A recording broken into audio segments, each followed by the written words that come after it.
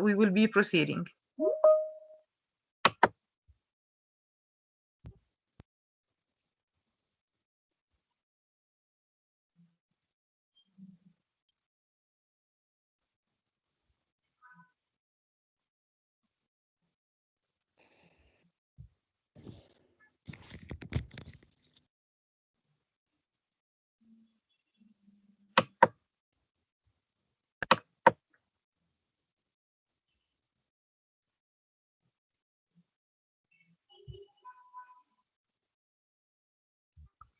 Is my camera on, ya Lilia? Can you see me?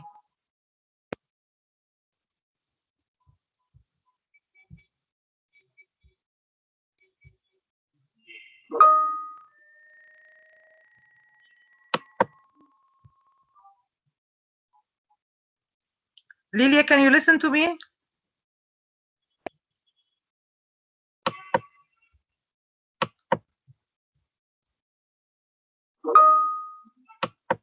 Lilia سامعاني؟ Your mic is off, Lily. Dr. Lily, your mic is off. Yes, أنا سامعة.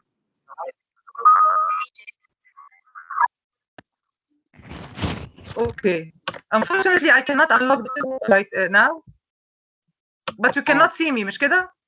I can hear you and I see Kusair now. مش شايفاني ها؟ No. Unfortunately, I cannot unlock the camera.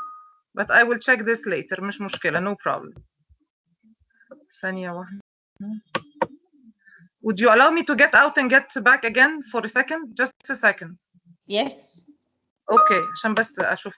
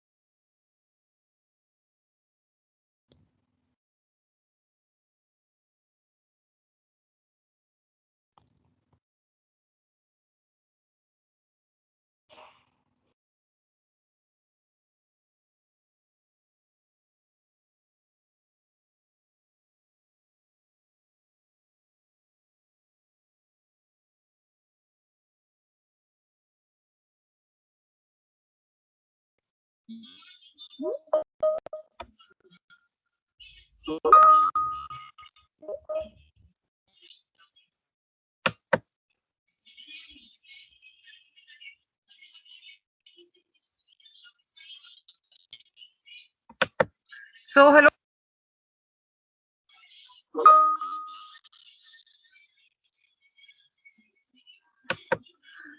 Welcome everyone.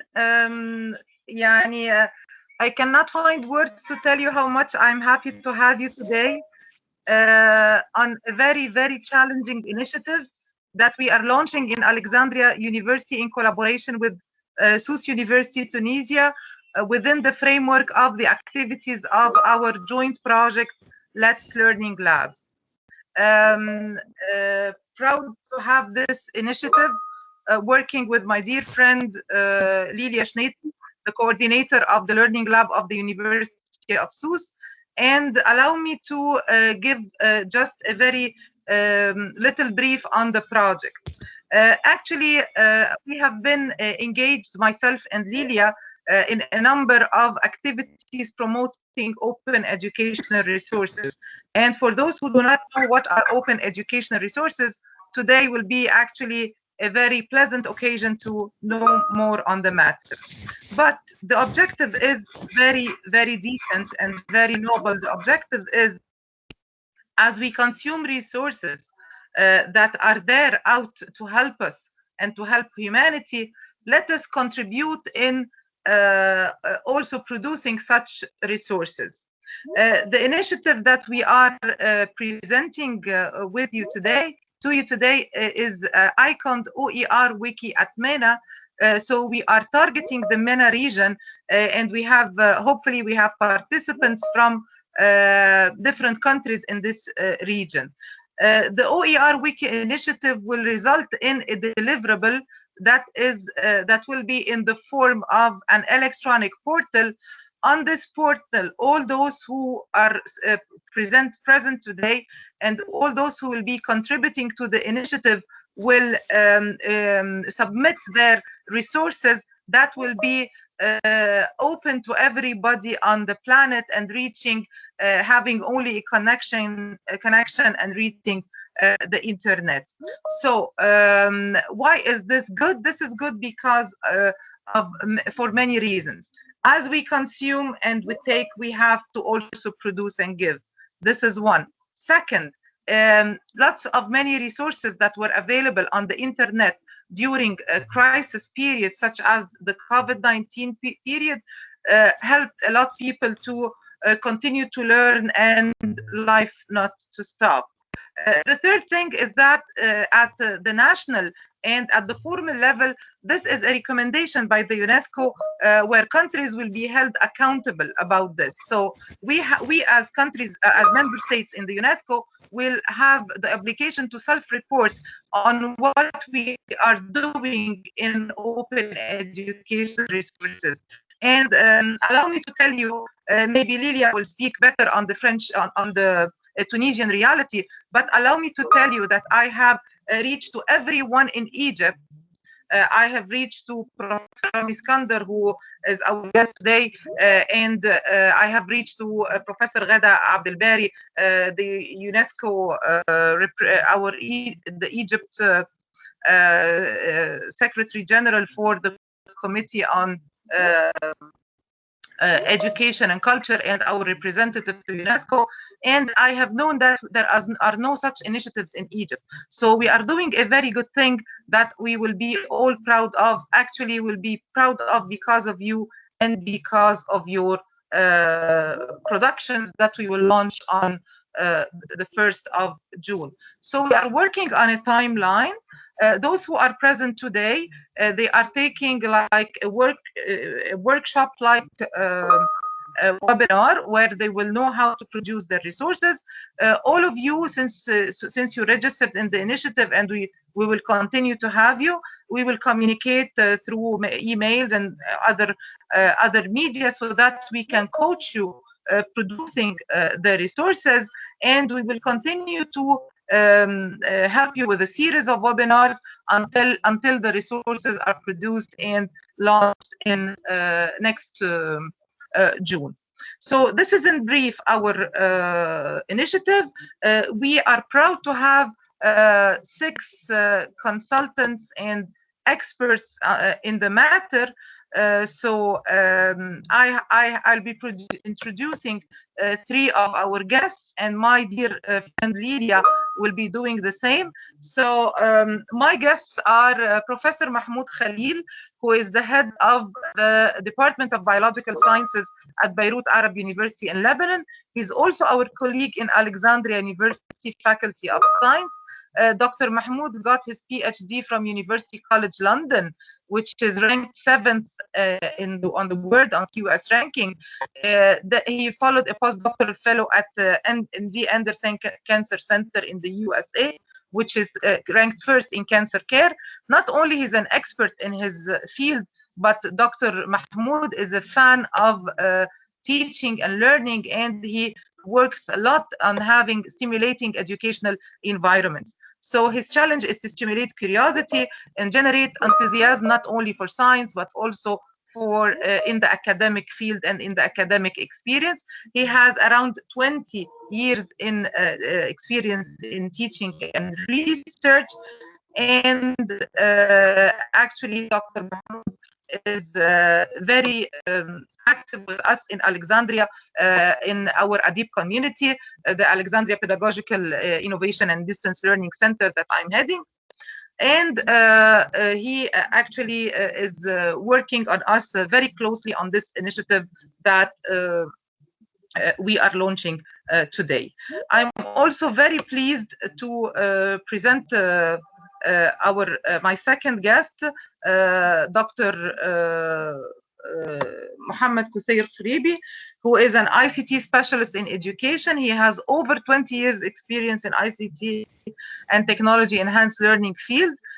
Dr. Khribi is an ICT access specialist for educational programs at MADA Center in Qatar. He's an assistant professor and a researcher at the University of Tunis in Tunisia, and he served as a program specialist in educational technology at the ALESCO ICT department, which is the Arab League Educational, Cultural, and Scientific Organization. And he's been leading several projects at large scales in the Arab countries in this field. Also, namely in smart learning, in OER, in MOOCs, and other related specialities. Dr. Khribi participated in the establishment of the Virtual University of Tunis Tunisia in 2002, and he served as head of the ICT department. He's a Fulbright alumnus. He attended the Knowledge Discovery and Web Mining Lab at the University of Louisville, Kentucky in the United States, and he's a member of Lattice Laboratory at the University of Tunis and Tunisia, and an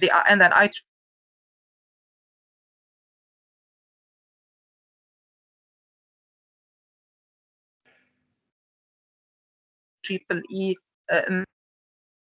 machine learning, and he authored a number of well-cited papers in different journals.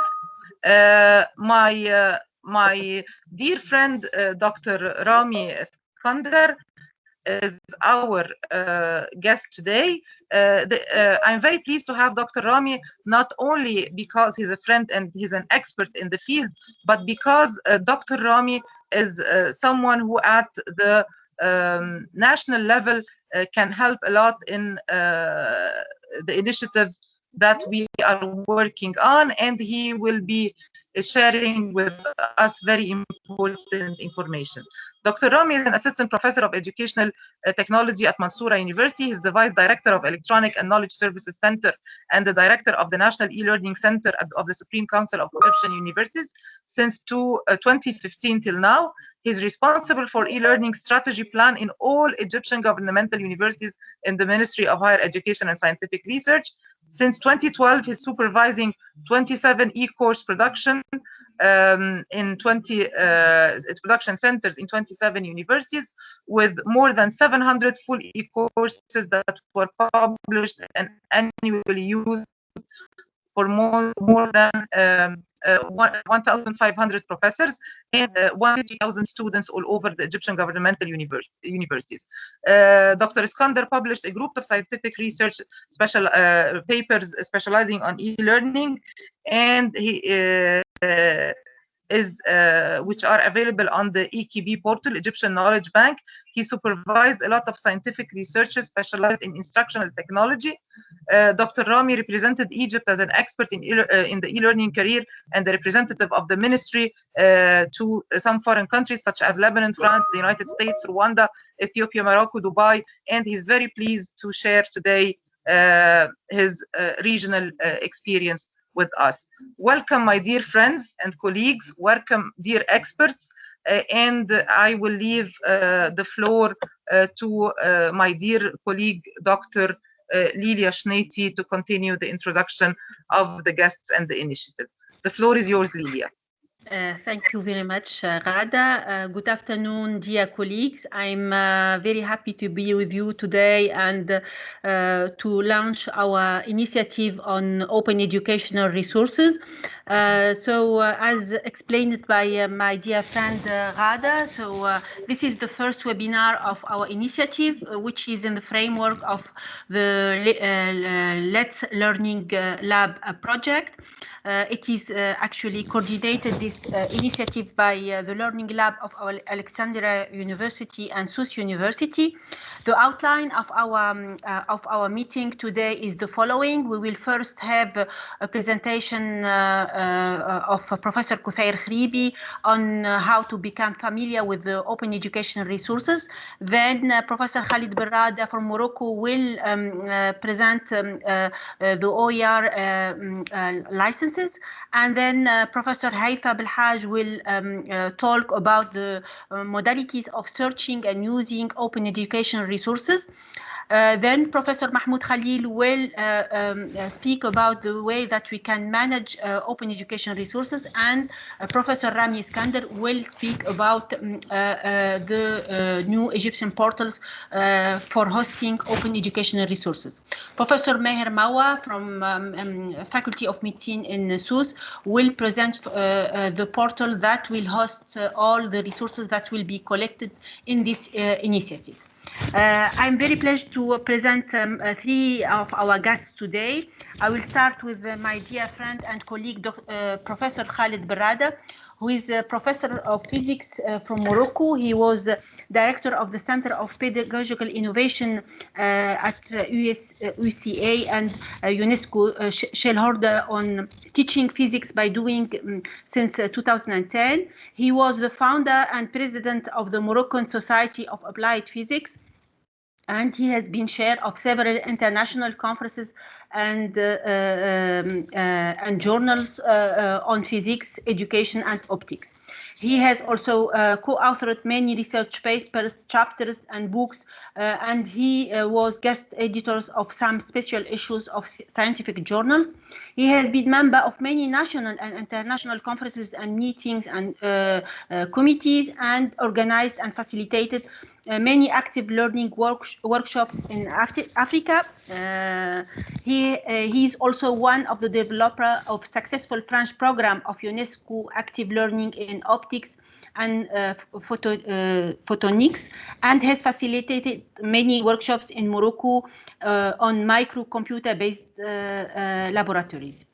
He has been involved in many national and international projects, such as Erasmus Plus projects, and coordinated the UC MOOC project. And he is involved in the Open Education Declaration in Morocco. My second guest is Professor Haifa Belhaj. Welcome. She's assistant professor in telecommunication and instructional design and e-learning specialist. She is currently senior instructional designer at Qatar University. She obtained her PhD in telecommunication from National Engineering School of Tunis, and her professional master degree in instructional design and educational technology from the University of Cergy in Paris in France. During her project, she developed and implemented an online training for Tunisian instructors about searching and developing open educational resources. She is assistant professor and researcher at the University of Carthage in Tunisia, and she served as professional development specialist in digital pedagogy, designing online courses, open educational resources at the Virtual University of Tunis. She also worked as online academic tutor and trainer in the Master Accredited program at the University of Cergy, Paris. Welcome, dear friend Haifa. And our third guest is Professor Meher Mawa. He is professor in occupational medicine at Farhat Hashed Hospital, teaching hospital in Tunisia in Sousse. He is vice dean of the Faculty of Medicine in Sousse, and he is in charge of information and communication technologies at the faculty in Sousse University. Welcome, Professor Meher Mawa, and we hope that we will have the opportunity that you share with us your deep knowledge on open education resources. I'd like finally to share with you the key dates that we have related to our initiative. If you allow me, I will share my screen very quickly. I hope that you see my slides. Can you see? Can you see my slide?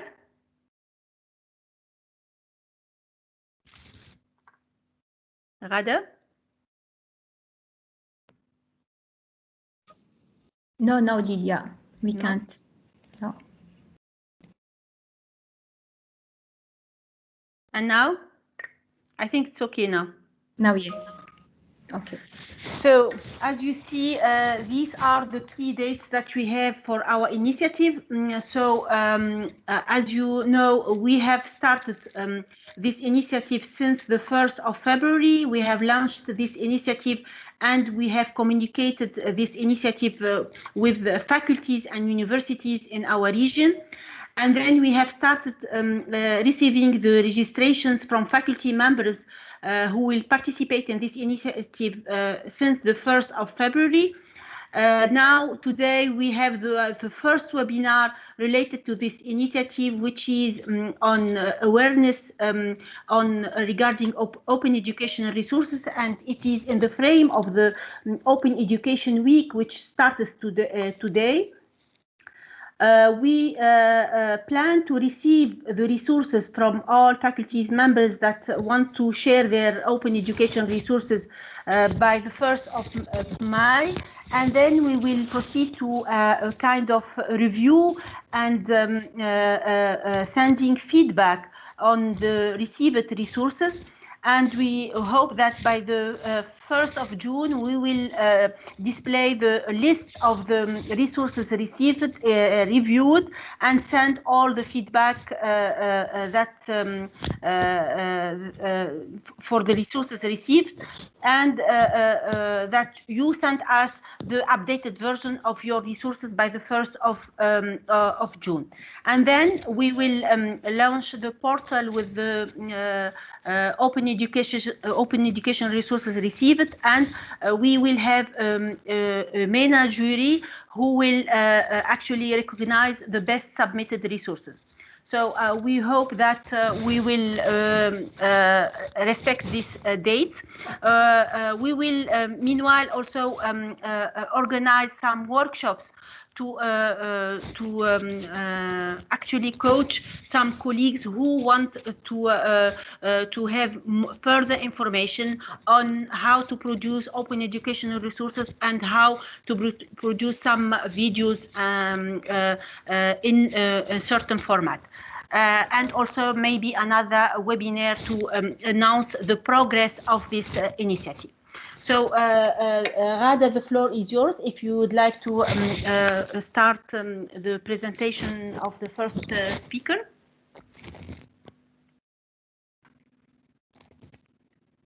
Rada? Rada, can you hear me?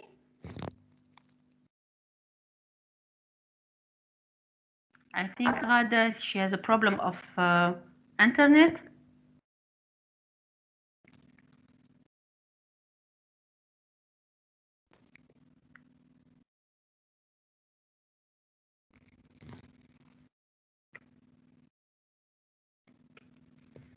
Just a second to join Rada because she's in charge of presenting the first speaker.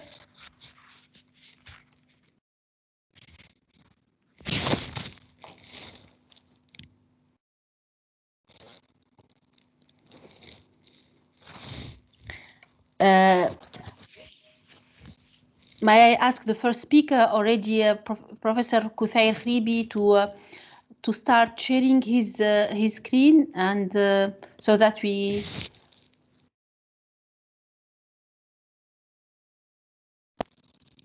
Kuthayr, do you hear me? Ah, you can't.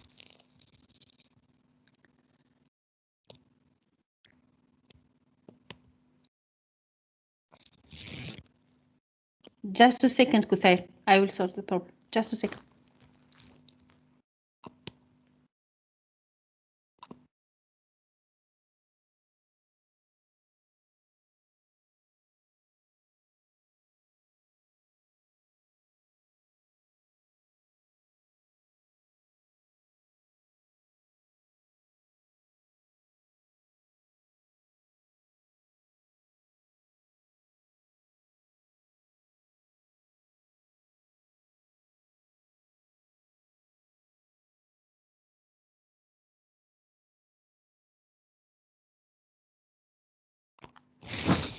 Sorry for this interruption. I think there is an internet problem.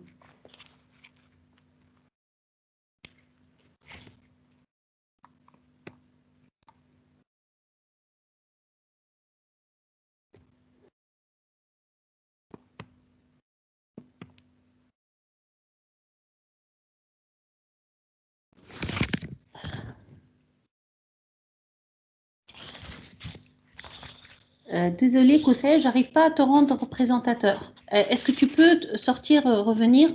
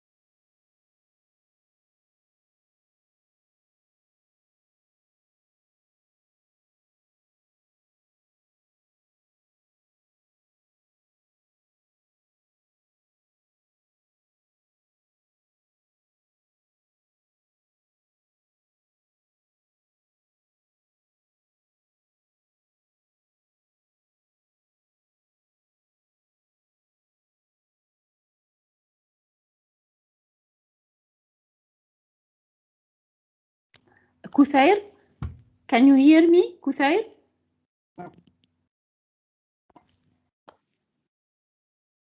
Kouthai?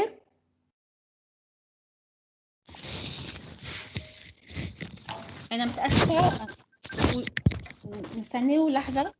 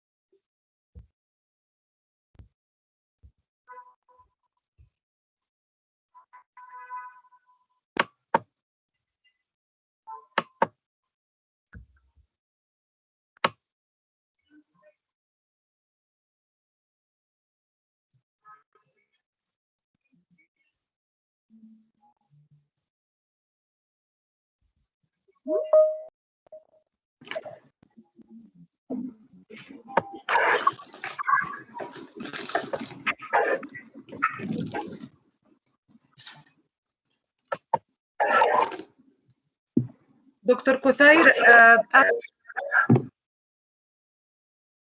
لخبطة عندي شوية. غادة, can you make Kouthai دكتور كثير أهلا وسهلا. j'arrive pas à le rendre représentant. He is a present. He is. You can. Finally got. Non, j'arrive pas. Assalamu alaikum. Yes, I'm presenter. Thank you. عليكم سلام دكتور كثير. عفوا. تفضل. You hear me clearly now? Yes, very yes, very good. I can. Okay, that's great. That's great. Okay, so just I'm gonna share my screen. Okay. Great. Très bien.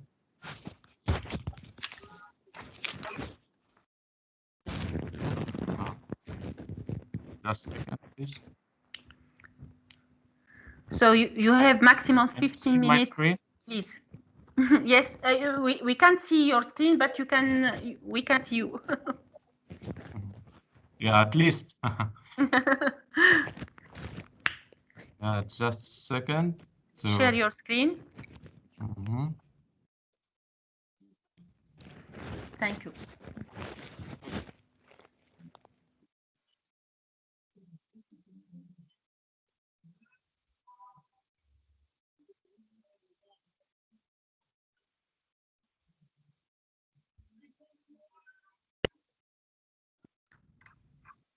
Can you see my screen now? No.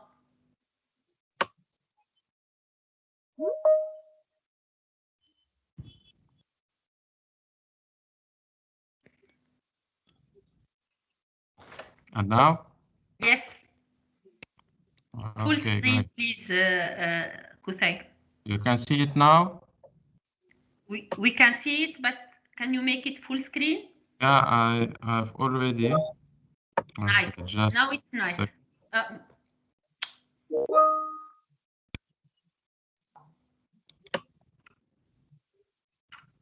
You can see it now? Coming. Okay. Yes. تمام. أهلا. الحمد لله على السلامة. Super. Très bien. Okay. Super. That's Go great. ahead. Yeah, finally. So sorry for, these technical problems. Thank you, Dr. Lilia and Dr. Rada, for your kind invitation to participate in this valuable webinar. It's always my pleasure, to participate in these events, at least as an advocate of open education and open education resources.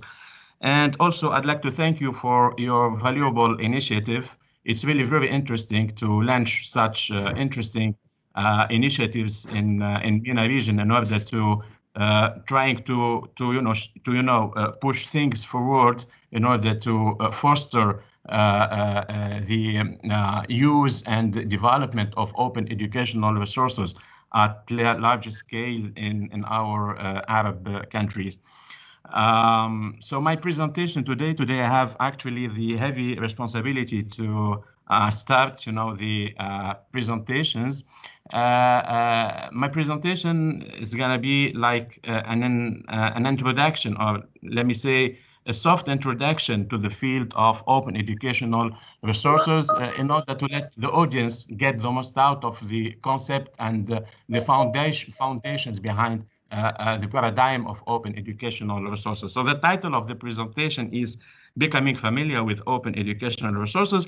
And later on in 2 minutes, maybe, you will understand why I've chosen such title to my presentation today. But before going any further, let me start by recalling the terminology related to open educational resources in 3 languages, in Arabic and in French, because I'm quite sure that the audience today is mainly from Arab countries, and they are for sure Arab speakers. So I need to, recall the terminology used in Arabic language for open education resources. So open education resources in Arabic, it's الموارد التعليمية المفتوحة, and this is the official, term used within the international UN framework, and especially in UNESCO. For our French speakers, open educational resources in French, as you may know, is ressources éducatives libres. Et l'acronyme qu'on utilise souvent, c'est RAL. In English, of course, the acronym is OER. So OER stands for Open Educational Resources, and we are using frequently the acronym OER to refer to open educational resources. Okay, so now I'm gonna explain why I've chosen as the title of my presentation becoming familiar with open educational resources. You know, this is a screenshot from the Open Educational Resources Competency Framework. It was a project initiated by the International Organization of La Francophonie in collaboration with other regional and international organizations like Alexo, like Open Education Consortium, and the Virtual University of Tunis. This project is meant to develop a set of required competencies for trainers and for educators and for teachers in order to let them get into the field of open educational resources and to master using, developing and sharing open educational resources. The framework, it encompasses the following competencies, or let me say field of competency or domain of competencies. So there are mainly 5 domain of competencies. First of all, D1, becoming familiar with OER. It's like, as I said previously, a gentle introduction to the field in order to let, you know, trainees and educators get the most out of the concept and the paradigm of open education, open educational resources. Then there are 4 main competencies related to the user rights to open educational resources. So basically we have searching for OER, the educator, the teacher needs to be able to search for OER, then using OER, dealing with all the licensing behind and copyright and intellectual property behind the use of educational resources, then how to create OER, and finally how to share and promote the open education, the developed, the created, the built open educational resources through internet and through dedicated repositories and the platforms. So inside the first field of competence dealing with becoming familiar with OER, it was broken down into 3 main, let me say, abilities or competencies. So these competencies are basically of number 3. The first one, the teacher or the educator needs to be able to distinguish an educational, open educational resources from another resource. And to do so, the teacher requires to be able to spot, to identify let me say, the main characteristics that can be used in order to define an open educational resources. We'll be going through those characteristics later on in the presentation. Then the second competency is to list some factors in the emergence of OER. The history of OER, what are the motives behind the OER, what is the international framework that let me say, contributed in the promotion of open educational resources worldwide. Then we need to consider as an educator what is my role in my expected role in the open educational resources movement. So without dwelling more on this competency framework, this is the outline of my presentation today. So it contains mainly the 3 following sections. The first sections, we need to be able to understand, or we need to share a common understanding of open educational resources. Then we need to understand the whole background behind the creation of this concept. Then I'll try to pave the way to my dear colleague and friend, Professor Berrada, in order to present you, all the licenses and CC common licenses that we need to use in order to be able to, say that our educational resources can be considered as an open educational resources. Okay, so the first section, we'll try to make sense of OER. So intuitively, if we try to understand together in a simple way, what does mean open educational resource? So let's break it down into 2 main key terms. The first key term is educational resource, and the second key term is open. So educational resource, it refers to any learning, teaching, and research materials that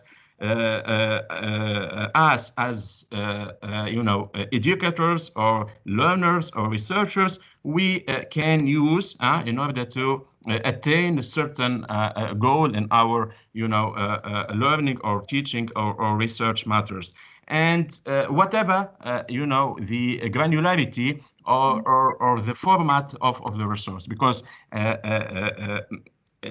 educational resource can be considered as a learning object, and the learning object can be component or compound of other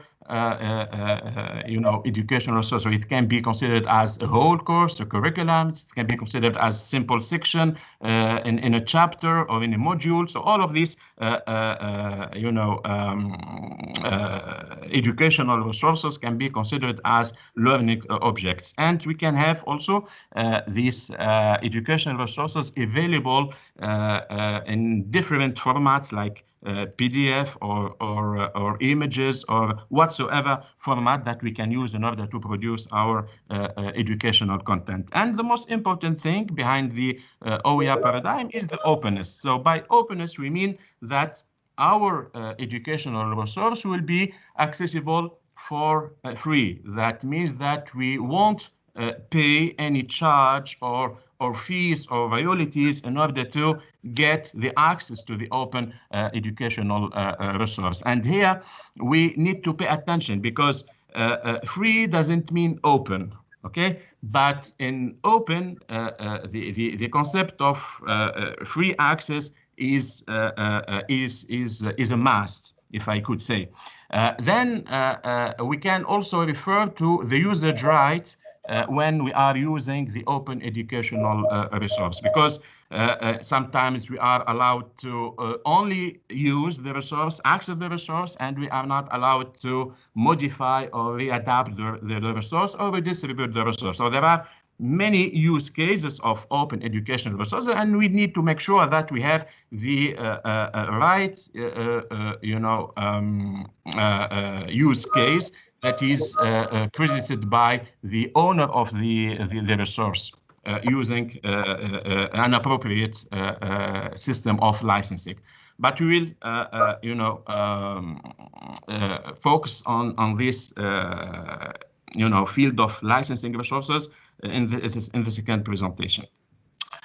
Okay, so still in the definition of OER, because it's really very important, to get the most out of the concept behind the emergence of open educational resources. So I invite you to check this link. It is a wiki available on the Creative Commons website.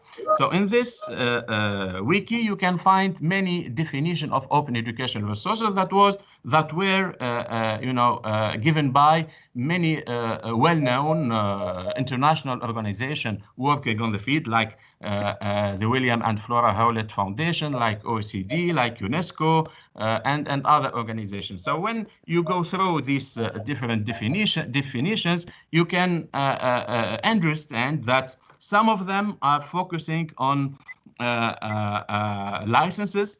Others are focusing on the accessibility of the resource, because it is meant also to reduce the barrier that may, let me say, hinder the access for all people to education. So here I open the bracket of the requirement of accessibility of the resource, because student learners with disabilities also need to access to that resource. Other definitions are rather focusing on the copyright, on licensing, and how it should be used under the open educational resource field. But what we need to keep in mind when defining open educational resources is that it refers to any teaching or learning or research materials that can be textbook, curricula, multimedia, mobile application, education mobile application, assessment, learning activities, and so on and so forth. And these resources need to have or need to be available using, an open license, in order to be able also for the author of these educational resources to, give the right to others to use the resource. The most important thing also is that these resources should be available for free. We cannot pay, fees in order to get access to these resources. More formally, this is the definition of UNESCO. So this definition is the last one, which was published in the document of recommendation on open educational resources that was, published in 2019. Open educational resources are learning, teaching, and research materials in any format and medium that reside in the public domain or are under copyright that have been released under an open license and that permit no-cost access, reuse, repurpose, adaptation, and redistribution by others. So let's check our understanding. So if I ask you this resource, it's a screenshot of an educational portal that I've, taken. If I ask you whether these resources here that you see on my screen can be considered as open educational resources. So as you can see here, the access is locked. Is locked. Why? Because we need to pay fees in order to access to these resources. Okay. So these resources cannot be considered as open educational resources. But this resource, and you can see here on the bottom of the screen, the license CC by SA. So this means that this educational resource is available for free. And thanks to the open license that you see here, the Creative Commons license, we can say that it is, considered as open educational resource. So let's check our understanding in order to wrap up with this first section dealing with the definition of open educational resources. If I ask you what is the abbreviation of open educational resource, open education of OER, sorry. OER, it stands for, it's tough question. OER, it stands for, of course, open educational resource. OER is a subset of the term open education, open courseware, open access, open software. Of course, OER is a subset of the term open education. Okay, but we need to know that open education contains also other components, okay, not only OER.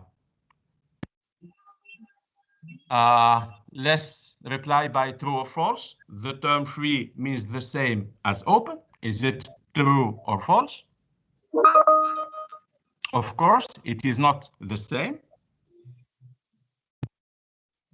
Free does not mean open, okay? But open, it entails for sure the fact that the resource should be freely available. The internet was one of the factors that made OER possible. Of course, it's true. Internet played a kind of pivotal role that really fostered the spread of sharing open educational resources at large scale all over the world. One of the benefits of OER that particularly appeals to education managers is tracking students, automated system that is administration, using online communication channels, or cost savings in providing education content. Of course, as open educational resources should be freely accessed, so here education content can be provided for free, and this will, save cost for educational institution. Okay, Lilia, how much do I have time, please? Lilia, are you here? I hear you, Professor Khalidi. Okay, hi, Dr. Ghada. You have more 5 minutes, but actually it's so interesting. So I cannot stop you. So just try to make it quickly, but it's really great. Really great. That's very kind of you. Thank you. Okay, so the first, okay, thank you. The first section, the second section, sorry, is dealing with being able to having an understanding of the whole background on open educational resources. So we need to understand what are beforehand the motives that contributed in the proliferation of open educational resources, and then we need to have an insight about all the principles of the international United Nations framework that finally make it possible to have such a paradigm, well spread today. So first of all, let us recall the major prominent principles inside or within the UN framework. Of course, the first thing we should have in mind is the articles dealing with free access to knowledge, to information, and to education. So in the Universal Declaration of Human Rights, the Article 19, it is stated that all people have rights, duties, and fundamental freedoms that include the right to seek, receive, and impart information. Also, the Article 26, which is dealing with the right to education. Again, Article 27, that states that the right to freely participate in the cultural life of the community, to enjoy the arts, and to share in scientific advancement and its benefits, and the right to the protection of the moral and material interests resulting from any scientific, literary, or artistic production of which one is the author. Then we have the Article 24 of the Convention on the Rights of People with Disabilities, and this is really of great interest, the CRPWD. And most of our countries signed this convention. So in this convention, Article 24, it stated that people with disabilities have also the right to access education, like the other, students, like the abled students. So students with different abilities and disabilities should be able to access education. Okay, so here I also again would like to highlight the need to make all our educational content accessible, especially for people with disabilities. We need to abide by the rules, by the principle of universal design for learning. And when we design our content, when we design our educational content for all from the get-go, from the beginning, the people, the students with disabilities will certainly avail our educational content.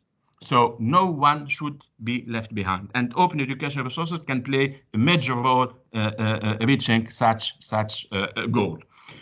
Then we have also the recommendation adopted at the 32nd session of the General Conference of UNESCO in 2003 with regard to the promotion of multilingualism and universal access. And this is also very important because we need to make it available to create and to publish and to adapt open educational resources in different languages, and not only in English, because now the greatest amount of available open educational resources for now they are in English, and just a little amount in Arabic language, for example. So guess how much we have, or the percentage of available educational resources in Arabic.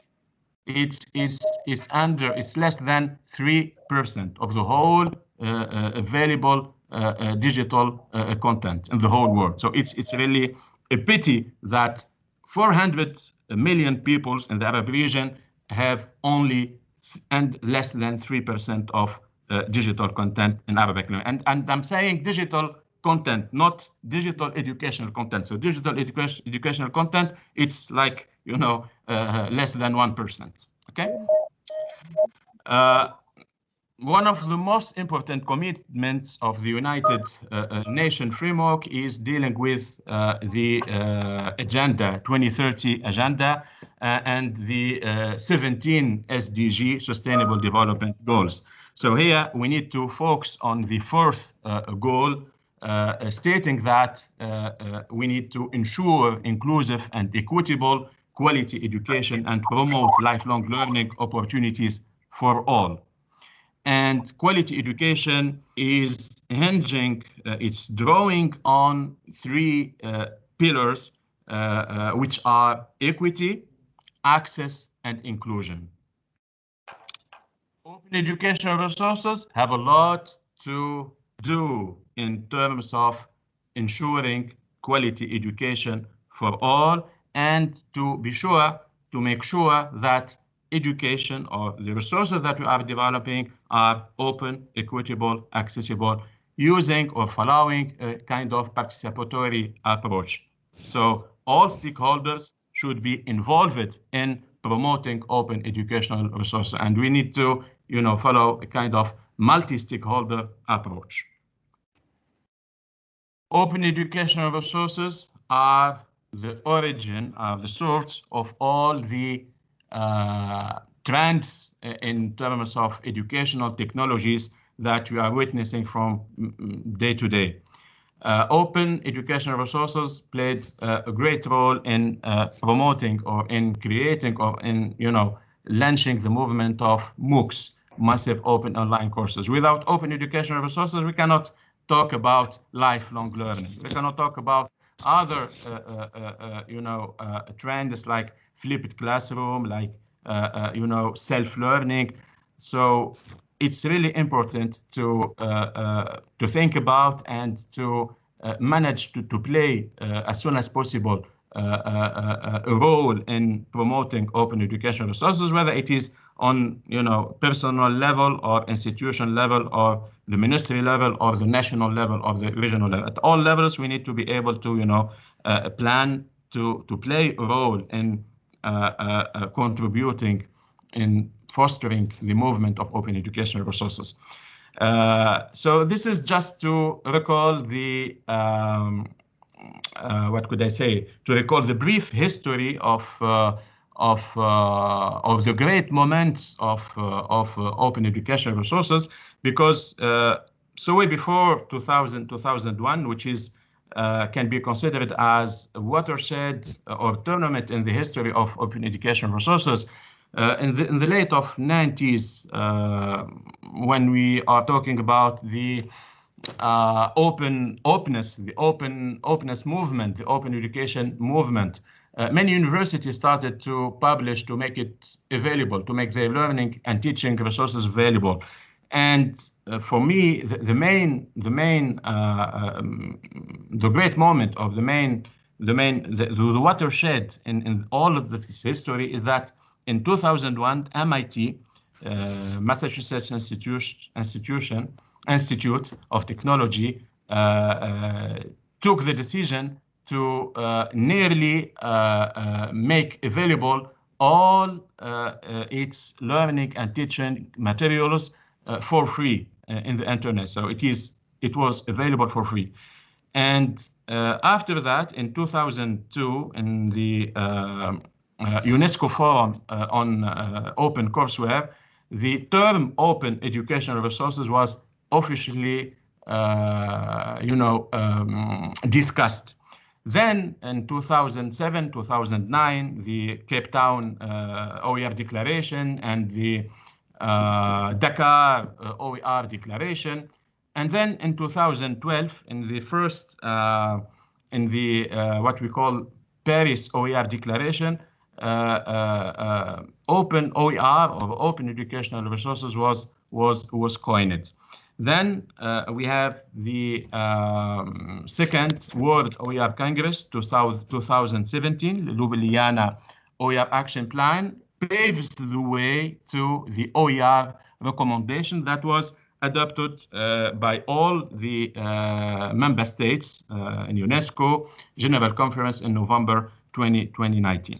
So I really invite you to have a look on the recommendation on OER, because it states a lot of areas that we should master in order to be able to play a role in promoting open educational resources in our country. So rapidly, this is the main 5 area that we need, that countries, that nations should shed light on in order to play a role, an active role in fostering open educational resources. So the first thing is dealing with raising awareness and building capacity on using and creating and sharing OER. The second dimension is related to the language and culture issues, because we need to be able to publish, to make it available in our language, in Arabic language, for example, in the case of our Arab countries. Ensuring inclusive and equitable access to quality OER. It's about inclusive education. It's about education, especially and in particular for students with disabilities. Then developing sustainability models, and last and not least, developing supportive policy environments, whether it is at the institution level or at the ministry level or at the national level. So from 2012 to 2017, from commitment to action. So in the Ljubljana action plan, it was really highlighted the fact that we need to, as countries, we need to think about concrete actions in order to play a role in mainstreaming OER for all.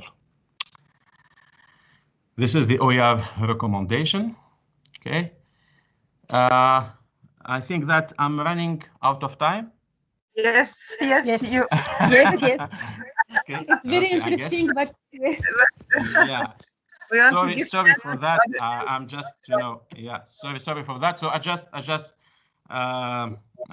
saying few words about the second presentation. So it's about towards using OER, and we are going to use OER. We need to think about the 5 R's of open education resources, which are reuse, revise, remix, redistribute, retain, which in its turn, entail the usage rights that the author of the license should give to others in order to be able to use his or her resource. So this is why we need to use open license, and this is why we need to use Creative Commons license in order to say that our educational resource is really open educational resource. So I will now hand it over to my dear colleague and friend, Professor Barada.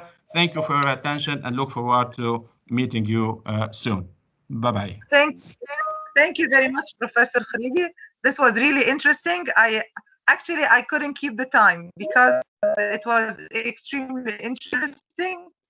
I have one question for you in the chat.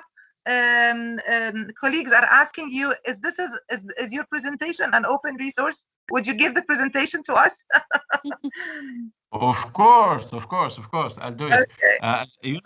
If I can share my screen again, I can show you that in the first slide, I've added just a little logo, which is Creative Commons open license, saying that my resource, my presentation is, you can, use it, you can access it, you can redistribute, you can share it, and you have to publish it under the same, license. It's CC by share alike. Maybe my friend Professor Barada will explain the different kinds of CC licenses. But in order to answer your question, of course, I'll send it to the organizers, and they will surely share it with you. Thank you very much, Professor Khalibi. This was really interesting. So I just put the Facebook page for us, fb.me/adib.alexu. We will post them on the page once we receive them from the professors. And now I'm giving the floor to my dear Professor Lilia Schneiti to take it from there and to present her guest. Thank you, Ghada. So now the second presentation will give us more details on licensing. Professor Kuthair spoke already about licenses for open education resources. So the floor is for Professor Khalid Barada from Morocco, and he will explain to us the way that we can attribute licenses to open education resources. Welcome, Professor Khalid, and thank you for accepting our invitation. Thank you. Thanks to you. So I will share first my screen. I hope it's okay. Okay, so good morning. Can you make it, yes, can you make it full screen, please? think I did. Not yet. It's okay. Yes, now it's okay. Thank you. Okay, so first I would like to thank the organizers for their invitation to join this webinar. Thanks to Lilia and Rada.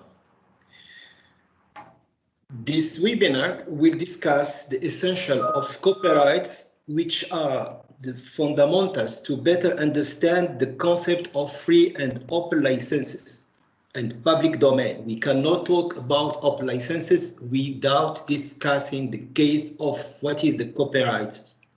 And then also we need to discuss about the public domain, and in between we will find that open licenses and many cases to discuss.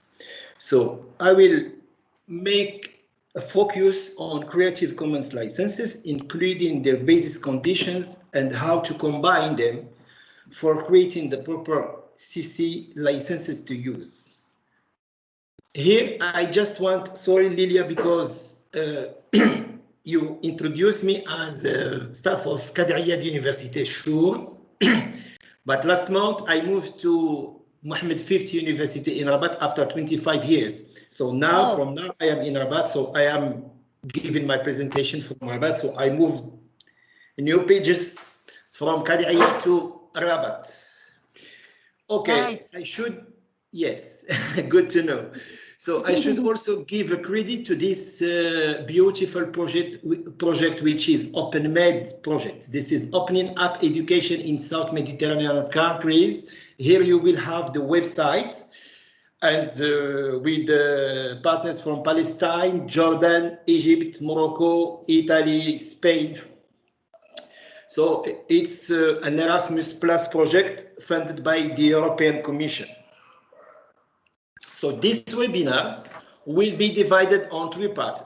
Just please, Lilia, when time is over, let me know and I will conclude. It's okay. Around 15 or 20 minutes, not more, but in case it's too much, just let me know, I will conclude. So the first part should be introduction to copyright and open licensing. The second one is examples of open licenses, and the last part is key principle and practical consideration. I will go for the first and the second part, and we'll see about the time. In principle, after completion this 20 minutes or 15 minutes webinar, we should be able to distinguish between copyright, open licensing, and public domain, choosing and using Creative Commons licenses, reuse content released under different kind of open licenses, identify open licenses that fit your own content. I have, as you requested, I have prepared something interactive with participants.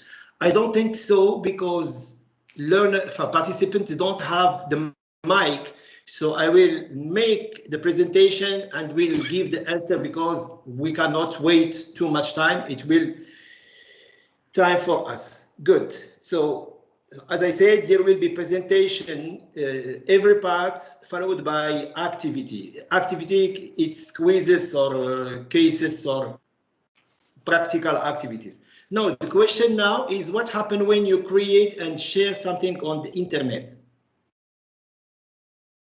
Of course, I will need your feedback, but I will go for the answer. When you share your work on the internet, it's protected itself.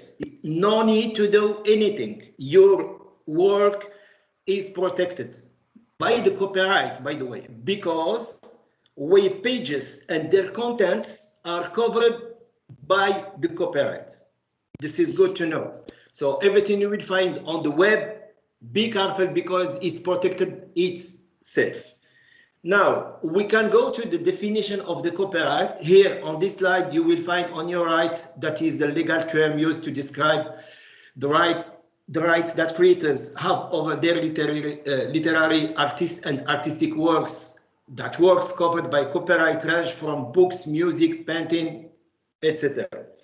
Now, this work, when it's copyrighted, cannot be reproduced, performed, or recorded, or adapted without writing the permission of the author. You need that permission from the author. So, in the case of education, this has lot of applications for which material they can use and how they can use them. And we need that for education. When we are talking about the copyright, we need to talk about IPR. And IPR there are set of things. One of them is copyright. And this is to talk about copyright. We will introduce the global term intellectual property rights. And copyright is one of the many IPR is, and its legal term used to describe the rights that creators have over literary and artistic works. And this is from the WIPO, which is the World International Property Organization. Donc, some of that IPR are the copyright. Now, why copyright? Copyright, because copyright protection aims at giving the creator the right to take advantage of its creation either by economic or reputational means. And here I have drafted some key aspects. There are too much key aspects you can find. I will share my presentation as I said in previous slide. It's just CC BY, so we can just share it. You can copy, modify, reuse, and publish it, by the way, or modify, by the way. So I will not talk about all of them, but I will talk about some of them. Donc, as seen here, copyright is only for a limited time. By default, in most countries, the length of copyright is the life of the author plus 50 or 70 years. This is good to know. The copyright applied in a country is also recognized and protected in many other countries because of the Berne Conventions. Copyright law protects only the form of expression of idea, not the idea themselves. So using idea expressed in a work does not represent a copyright violation. So you can use them, not the expression, but the idea itself. We can also talk about two things which we call fair use, and especially from the educational perspective, the main category of exception is the so-called fair use and concern particular acts of exploitation, normally requiring the authorization of the right holder, which may under strict circumstances be carried out without authorization in some special case, even with the copyright. And the second one, it happened also that the right holder can offer the possibility to abandon their exercise of right partially or wholly. So talking about copyright, we need after to talk about what is the free licenses and open licenses. We are having many cases. We can talk about what is the free software licenses, the public license, and the open license, which I will make in details at the end. And then there is also what we call the public domain. And here I will just read one thing. What happened to those creations and works that are no more covered and protected under IPR? It became in the public domain. So this is important to know. Here I have prepared an activity. I will go to an LMS platform. We are organizing a training in another program that starts today. And I will ask, this is the quiz. Can I reuse idea from copyright work? Answer, you can use idea only after the copyright expired. Yes, ideas are not covered by copyright, but copyright protects the form of expression of the ideas. No, if ideas are expressed. Of course, as I said, ideas are not covered by copyright. It's only the form of expression. I will go to the second one. Is copyright unlimited in time? As I said, it's limited in time. The first answer, no, usually copyright is limited in time. The period of protection varies as well among countries. Yes, it's unlimited, or answer, no copyright. So of course, no, usually copyright is limited in time. I said it's the life of the author plus 50 or 70 years. Now it depends on countries. And what is covered by the fair use exception? As I said, in the field of education, the fair use exception concerns particular acts of exploitation, normally requiring the authorization of the rights holder, which may, under strict circumstances, be carried out without authorization. Only ideas expressed in copyright? No. Quoting from protected work without the mention of the source of the quotation and of the name of the author. Of course, this is A. And I will finish and submit my work. And it was exactly the 3 good answers. I will come back to the presentation. Come back to the presentation and go to slide, which one? This one. Okay, now I will come back to the second part, which is related to OER, which is example of open licenses. So here we will discuss an example of open licenses. So we will introduce especially the Creative Commons licenses, and I will invite you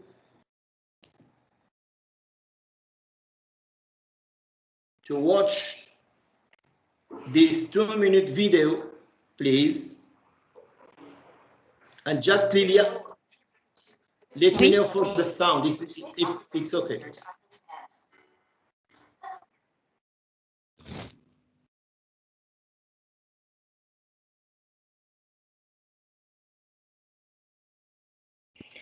We can't hear the video. Sorry? There is a problem of sound, I think. Okay, so I will.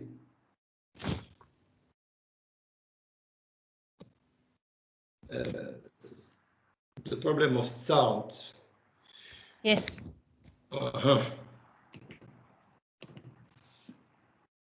Now? No? Is it okay, Lilia? Lilia? No. The problem Lilia? is... Yes. The problem is still...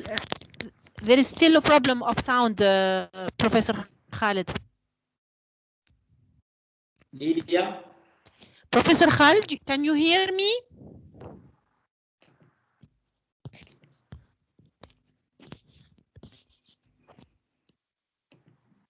Okay, Professor so we can go without. You have to share the system audio if Teams There is a problem with the sound. allow you, because Teams. Can you hear me? Yes, it's not your sound, it's the video sound. You can hear you, yes, sir. It's you have to share the system audio on Teams. Lilia? If they prompt you to share the system audio, you can. I can hear you, Professor Khalid, but I think you have a problem of sound. Is it okay now? Now we can hear you, but there is a problem to hear the sound of the video. Okay, we can do without. Don't worry. Okay, so let's go. Now, talking about Creative Commons is a project building at new and more flexible paradigm for copyright.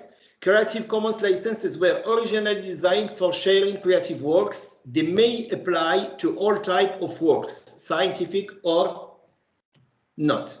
So, for the CC license, we are having 4 composition with icons. The first one is what we call by attribution. The second one is share alike, non-commercial use, and no derivative work. So we have 4 icons, and we have 4 composite. We have 6. I will show you 6 composition from that 4 type of the conditions. So we have 4 conditions, and we can have 6 composition of these conditions.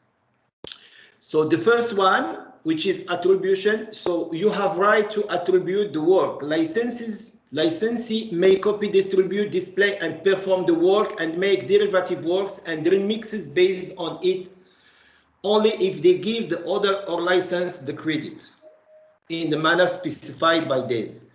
Share alike, licensee may distribute derived work only under a license identical to the license that governs the original work. Non-commercial use, licensee may copy, distribute, display, and perform the work and make derivative works and remix based on it only for non-commercial purposes.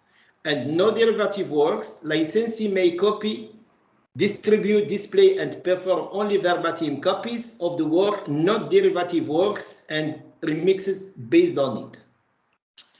Here we can see that we have a way to combine that four conditions in 6 type of license. The first one is CC BY, which is the attribution. The second one is CC BY share alike. The CC BY no derivative works, CC BY no commercial use, CC BY no commercial use and share alike, and the last one, which is the most restrictive one, share alike, no commercial and no derivative work. And if we look to this table, we will see in terms of copy and publish, all of them are okay. Attribution required, the first line is the what we call the public domain. For this one, the public domain, we don't need to attribute. The work is possible to do. In the public domain, you don't need to attribute. It's attribution required. It's not required. You can use the public domain. Here you have commercial use, and here you have modify and adapt, and here change license. So you have to mix the first one, the second, the third, the fourth, the fifth, and the sixth one, but you have to use some regulation. You cannot combine them as you like. So you have to respect these cases.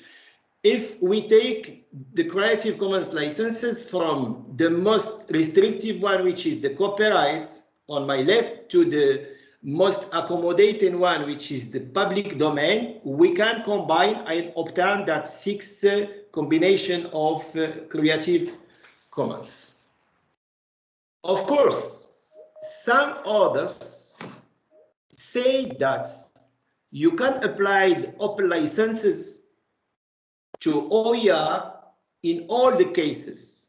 But in principle, if you have an OER and you have this kind of license, which is open license to CC BY no derivative work, or if you have CC BY no commercial and no derivative work, every time, this is very important, when you have no derivative work, you cannot say that your content, your material is an open educational resources.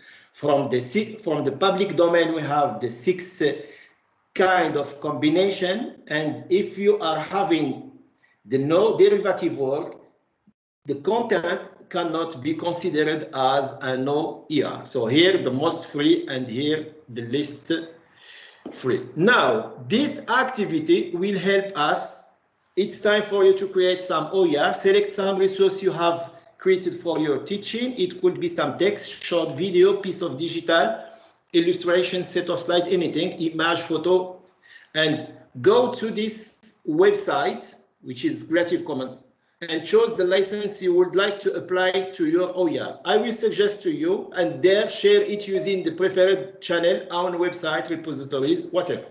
So I will suggest to you to take a picture from my screen of this webinar and go to this website. I will come back. Okay. I am on the Creative Commons website. I will come back to the webinar and I will take picture. I will just scan my screen. Okay. Just to let you know.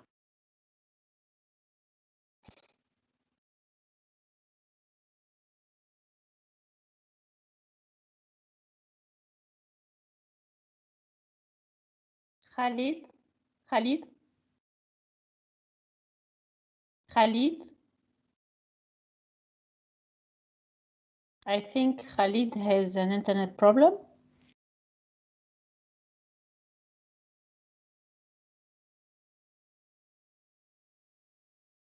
I hope he will be back. We cannot hear him anymore. Yes, I think he has an internet problem.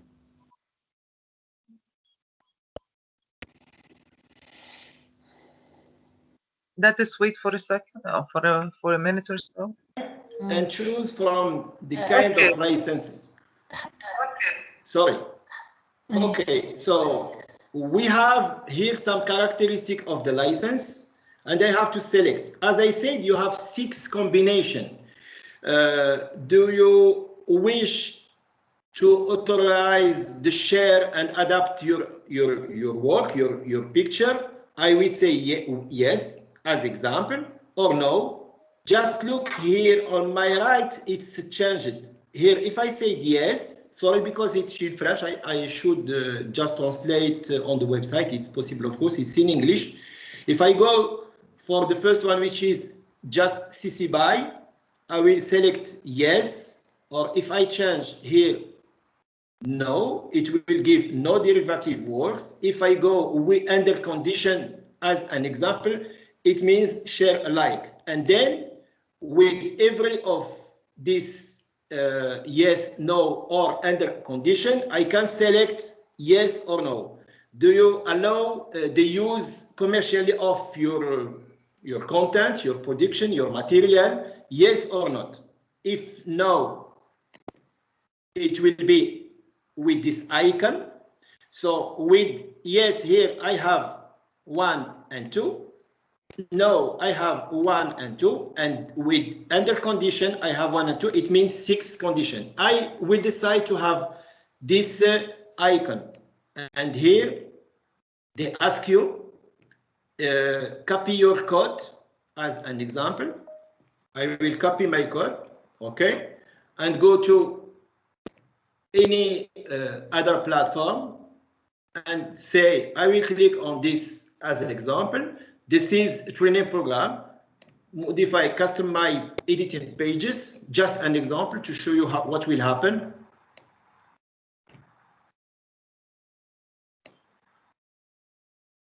Okay, it's working. And I will come here. I will just eliminate this one. I will go to the HTML codes at the end. I will click paste. I will register, and you will see that icon. Okay, so I will save, and here is the result. I should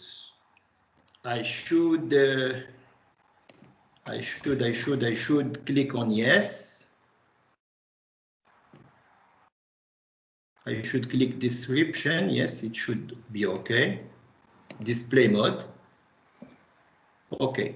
In general, I didn't. It's somewhere. I will do it in some other part. Sorry.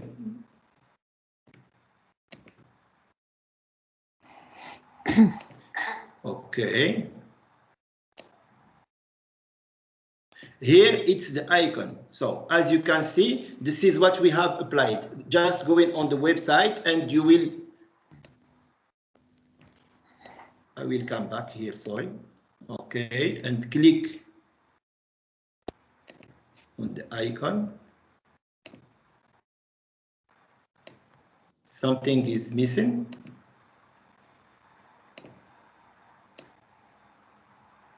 It's not working properly, but this is exactly what need to do. Just to save time, I will come back to my presentation again. And share. I am sharing my screen. Do you have the screen? Sorry, do you have my screen? Yes. Sure, this one or a presentation? Now we see the platform. No, I will come back from the platform. So, sorry. Okay, I will come back from the platform. Now we see your slide. Not this one.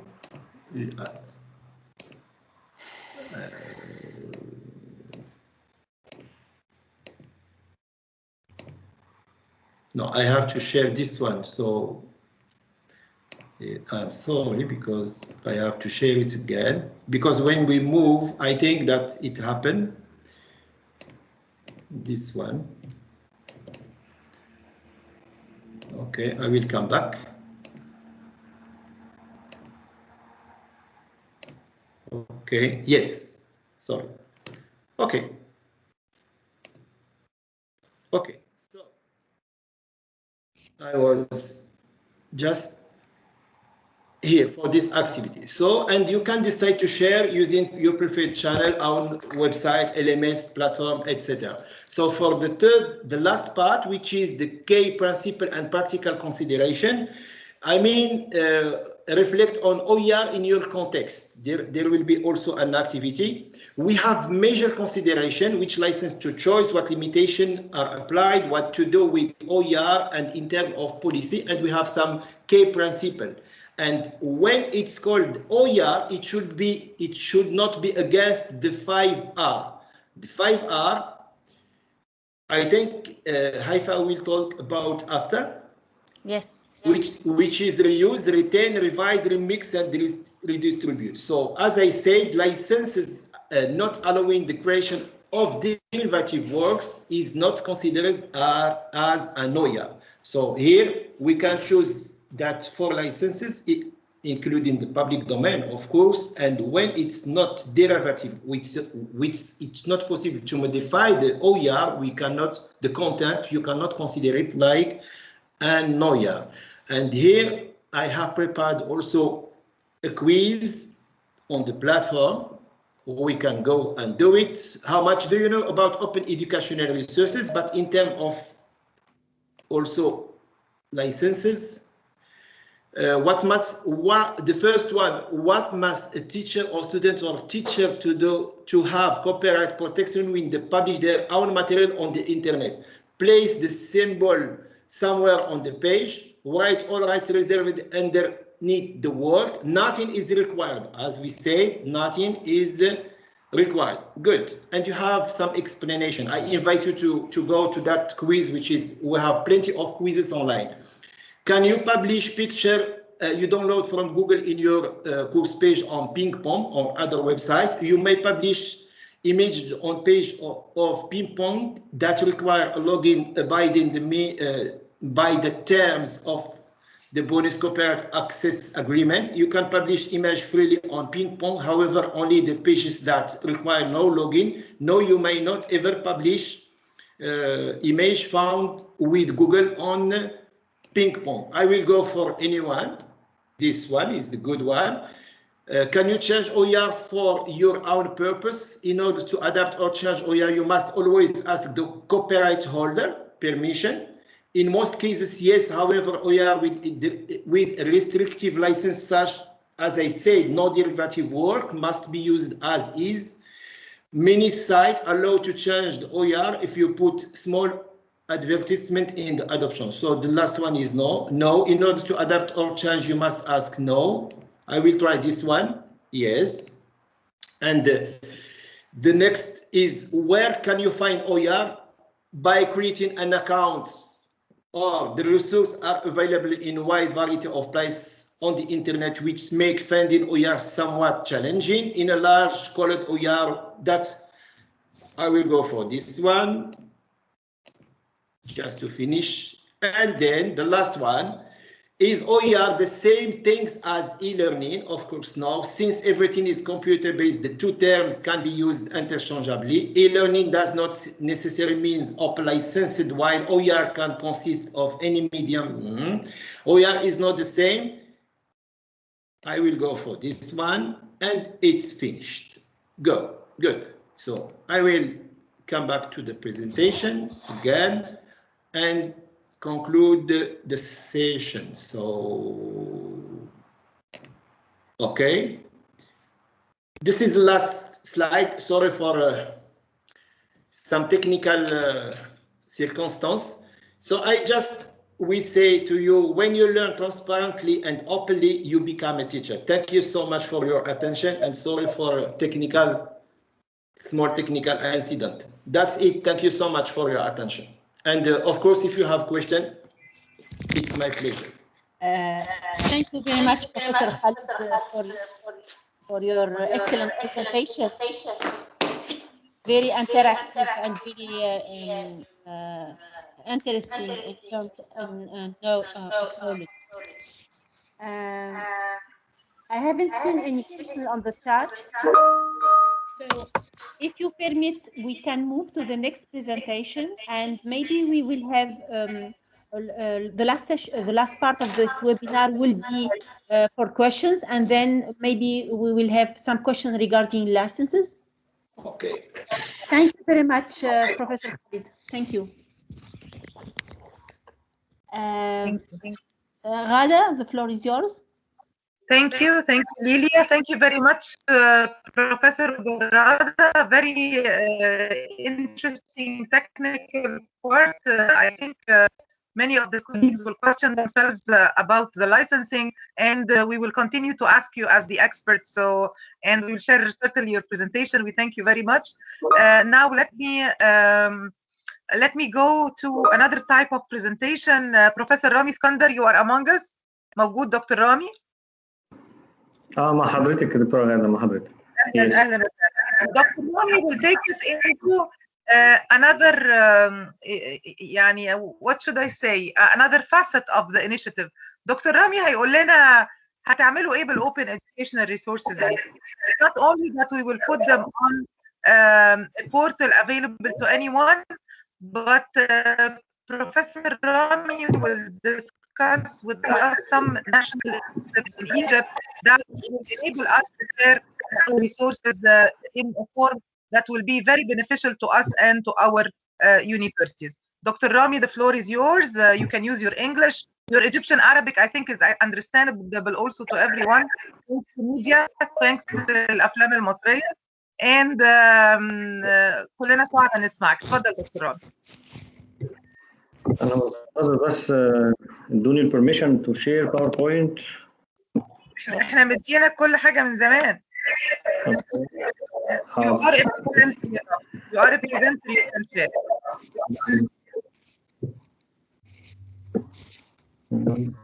One second. I would like just I would like to tell you all that by the end of the webinar, we will tell you how we will share the material with you, and we will tell you how we maintain the contact with you, because all the attendees will continue the initiative with us until we share the open resources together in June. So we will discuss these logistics by the end of the webinar. Stay with us.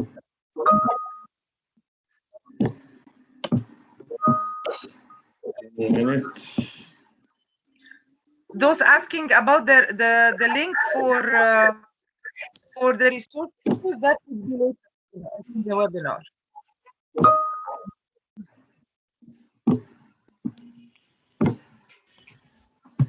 هل ظهرت كده دكتورة غادة؟ دكتورة غادة لا لا. The slide is shared, Professor Rami. Listen. The slide is shared. It's okay. It's coming. It's coming to me. Okay, I will wait. Thank you. Thank you. No, it's okay. It's okay. Okay. Okay, it's welcome, okay. Ladies and okay. Welcome, ladies and gentlemen.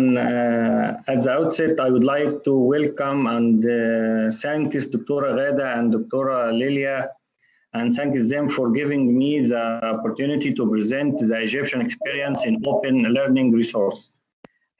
First, I want to go to introduce types of open education resources. We know all it's courseware, online modules, open textbooks, streaming video, open journal, digital tutorial, learning object, scientific research. اظن هتكلم عربي وانجلش زي ما اتكلمنا كده. الاوبن اديوكيشن ريسورسز طبعا زي ما المصادر التعليميه المفتوحه هي كل حاجه احنا بنحاول نتيحها، بس لازم يكون فيها حدود وفيها ستاندرز معينه لازم نشتغل عليها، ويمكن دي الشريحه الثانيه اللي هي challenge of open education resource اللي هي التحديات. ويمكن في مصر in Egypt from maybe 9 years we began to make digital media library. I will go ahead another slides. Our challenge of open education resource like anyone be an author. يعني ممكن اي شخص يبقى مؤلف، وده مش دي مشكله في حد ذاتها، لان في معايير وستاندرز للتاليف المفروض كلنا نتبعها. تاني جزئيه quality resources is not always guarantee. يعني جوده المصادر مش اي معلومه بتتاح نقدر نعتمدها ونعتمد عليها ونتعلم منها. Online OER education does not come with a degree. الشهاده والاعتماد، ودي من النقط المهمه جدا، انها ممكن تكون بعض المعلومات نديها الشهاده والشخص يستفاد منها، وممكن ما نديش وتبقى معلومات عامه. الاثنين متاحين بس لازم افتح الاثنين يعني. OER does not guarantee revenue. الموارد الماليه طبعا عاده لما واحد بينشر الكورس بتاعه او المعلومه بتاعته ما بتكونش ليها موارد ماليه، فدي برضو بتبقى مشكله. اخر حاجه يمكن حقوق الملكيه الفكريه، فدي من الحاجات المهمه الكوبي رايتس، ويمكن اتكلمنا فيها في العرض السابق، ودي كانت من النقط المهمه جدا اللي كنا لازم نتعرض ليها. يمكن في مصر in Egypt احنا قدرنا نجد بعض الحلول، وهعرض الفور اكسبيرينس فور ايجيبشن اكسبيرينس اللي ابتدينا فيها يمكن زي ما قلت لكم من from 9 years. Like digital media library. Digital media library was established to enable staff member to upload any learning objects like PDF, Flash, video, sound, anything, which will surely help students everywhere in Egypt, Arab world and all over the world. It's open. احنا فاتحين مكتبة الميديا دي يمكن من 2012. كل عضو هيئة تدريس انتج مقرر كل الليرنينج اوبجكت اللي حطها في الكورس بتاعه فتحناها للعالم كله من خلال المكتبه. ويمكن انا حاطط الURL تحت في الشريحه دي اللي ممكن اي شخص يقدر يخش ويشوف الماتيريال دي مجانا من اي جهه في العالم. دي يمكن the first Egyptian experience from 2012. The second Egyptian experience English for Life. We produced 2 courses, English for Life 1, English for Life 2, to help students in Egyptian universities to learn through storytelling style and life attitudes. يعني احنا انتجنا مقررين English for Life 1 و 2. المقررين دول مش شكل التعليم الانجليزي بالشكل التقليدي وجرامر وكده، لا هي محادثات ومواقف حياتيه فتحناها برضو لكل الطلبه، وفتحنا برضو لكل العالم كله برضو عليها مجانا بحيث الطلبه تقدر تنمي قدراتها على اللغات. The third is Egyptian experience يمكن from 2018. طبعا احنا الجزئيه دي طبعا احنا انشانا EGMOX. يمكن انا كاتب اللينك بتاعه egmox.nec.edu.eg. يمكن دي من اهم the most important Egyptian experience in making learning resource available for free, which is EGMOX platform. This platform is open for free to all world community, and the National E-Learning Center published a number of digital content and made it freely available to all countries of the world. One of the most popular electronic course in the platform is the Human Rights and Anti-Corruption course, which is a pass requirement for all Egyptian university students, in addition to some important courses such as First Aid and the Computer Principle. يمكن زي ما انتم شايفين دلوقتي ان احنا انشأنا ببلاتفورم هي طبعا هي متاخده من edX. يعني هي edX عامله بلاتفورم مجانا، احنا خدناها وانتجنا انشأنا يعني EGMOX. دي يمكن اول منصه بنتيح عليها مقررات باللغه العربيه. يمكن كان من شويه قال ان المقررات او الماده العلميه باللغه العربيه قليله جدا بالنسبه ل 3% او حاجه، فلذلك احنا فكرنا من حوالي 3 سنين هذه المنصه وننشر عليها اغلب الكورسات بتاعتنا، وخاصه بتكون باللغه العربيه. بس طبعا برضو بتقابلنا مشاكل في الانتاج، الحقوق الملكيه الفكريه، ان لو الدكتور الماده العلميه دي مش بتاعته ما نقدرش ننشئ الجزئيه دي يعني. فيمكن دي من اهم المشكلات ان احنا يعني الكورسات بتبقى قليله في الخاصه بالاي جي موكس. ويمكن we put many videos in these courses. We put goals, we put activity, we put quizzes, we put summary, so that we make or develop our courses by standards. من الحاجات المهمة برضو اللي لازم نراعيها إن أغلب الناس اللي دخلت على اي جي موكس كانت داخلة بالموبايل. ف when we develop courses must be developed to open by mobile application. التسويق marketing for our courses. If you watch this screen, Facebook maybe 97%.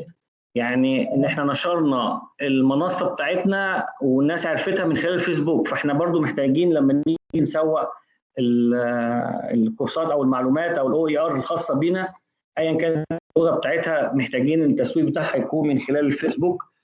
يمكن the fourth Egyptian experience this year 2021 ijada.edu.eg ijada platform, which come through cooperation between the National E-Learning Center and the Al-Alfi Foundation for Human and Social Development to contribute the continuous education of all the members of the Egyptian community. طبعا الجزئية دي بدأت بتكليف أو مبادرة رئاسية خاصة بعنوان صنايعية مصر. يمكن بالبلدي كده الصنايعيه والمهارات والحاجات دي احنا محتاجينها في كل الدول اعتقد. فالجامعات اهتمت بالجزئيه دي والمبادره ديت وابتدت تنتج مقررات، مش مقررات يعني، ابتدت تدرب العماله، بس في ظل جائحه كورونا توقفت وبدانا نعملها اونلاين. ويمكن من لما انا اتكلمت من شويه كان في تحديات خاصه بالشهاده والاعتماد. دلوقتي ممكن اي شخص يتعلم اونلاين، يروح الجامعه اللي ادت الكورس دي، هيمتحن امتحان هناك وياخد شهاده معتمده يقدر يشتغل بيها. دي من الحاجات طبعا المهمه. طبعا ودي طبعا انا and the implementation of the Egyptian Arabic Republic President initiative entitled Egyptian Industrial Work, which aims to train the qualified the owners of handicrafts and crafts and the profession such as carpentry, electricity, and the traditional crafts such as making carpet, ceramics, sculpture, and other crafts. يعني بنتكلم فيها في كل المهارات والصناعه، ممكن حاجه خاصه بالسيراميك، حاجه خاصه بال مثلا احنا عملنا تركيبات ميكانيه للمصاعد، الخط العربي، انتاج مكثف، اي حاجه فيها مهاره وفيها حرفه ممكن يتعلمها الشخص. بس وكمان بنقدر نديله شهاده، يعني ممكن يتعلمها بدون شهاده، ولو حب ياخد شهاده كمان هنديله الشهاده.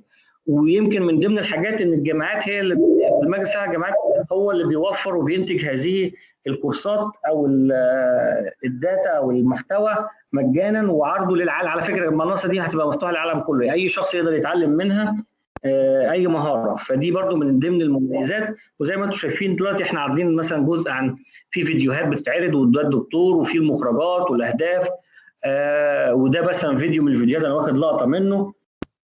طبعا برضو the Egyptian universities are the main outlet for these workshops as professors specialized in many fields implement various training programs to contribute to the necessary qualification to prepare technical staff to keep pace with the labor market needs of trained workers and give them a certificate by those universities. And this training program are now being photographed through the National Center of E-Learning and the Al-Alfi Foundation for Human and Social Development to be published free of charge to all members of the Egyptian regional and international community.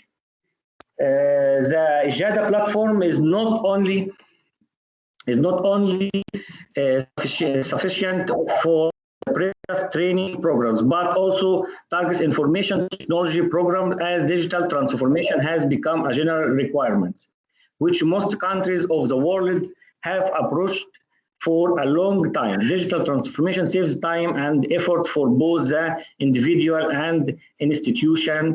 In addition to that, it contributes to reduce corruption rates. The Ejada platform will publish a large number of IT training programs like this screen, fundamental of IT and operating system, word processing, presentation, spreadsheet, fundamental of distance learning and the virtual classroom, cloud computing. This is our 10 maybe courses important we will develop in our Supreme Council of Egyptian University. And I wish you a successful webinar. Thank you very much, Dr. As we have seen, actually, it's very good. It's very good to be behind an initiative because maybe I know about EG MOOCs, but maybe your first initiative of the digital library I didn't know of. So digital media library. So it's a very good opportunity to know of. يعني زمايلنا Egyptian scholars who are there, not only our OER week that we will present today can host your productions, بس اكيد يا دكتور رامي نقدر نكونتينيو تو بوست اون ذا ميديا لايبراري. اكيد ايجي موكس يقدر يتقبل شغلنا، واكيد اجاده كمان تقدر تتقبل منتجاتنا الرقميه المفتوحه. صح كلام ده يا دكتور رامي؟ كل الريسورسز اللي عندنا في المجسع جامعات it's open to all our staff member to help our community and maybe international community. Okay. Inshallah. Thank you very much. And we want also to contribute to these resources يا دكتور رامي. احنا كمان عايزين ننتج ونجيب لك. ان شاء الله. يا ريت يا ريت. Yes, of course. يمكن طبعا there will be chance to discuss ان شاء الله. Thank you very much, Dr. Rami. We will continue to get in touch with you regarding all these details. Thanks for the contribution. And Lilia, you can take it from me now to our fourth presentation. Okay. Our fourth presentation is for my dear colleague and friend Haifa Belhaj from Qatar University.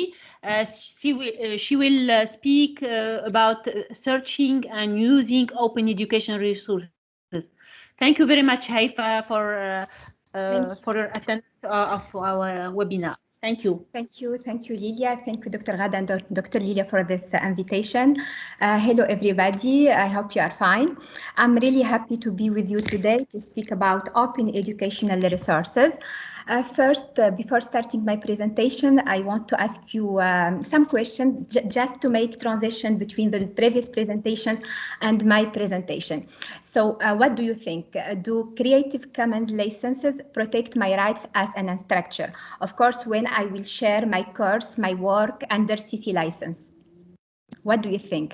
Do Creative Commons licenses protect my rights?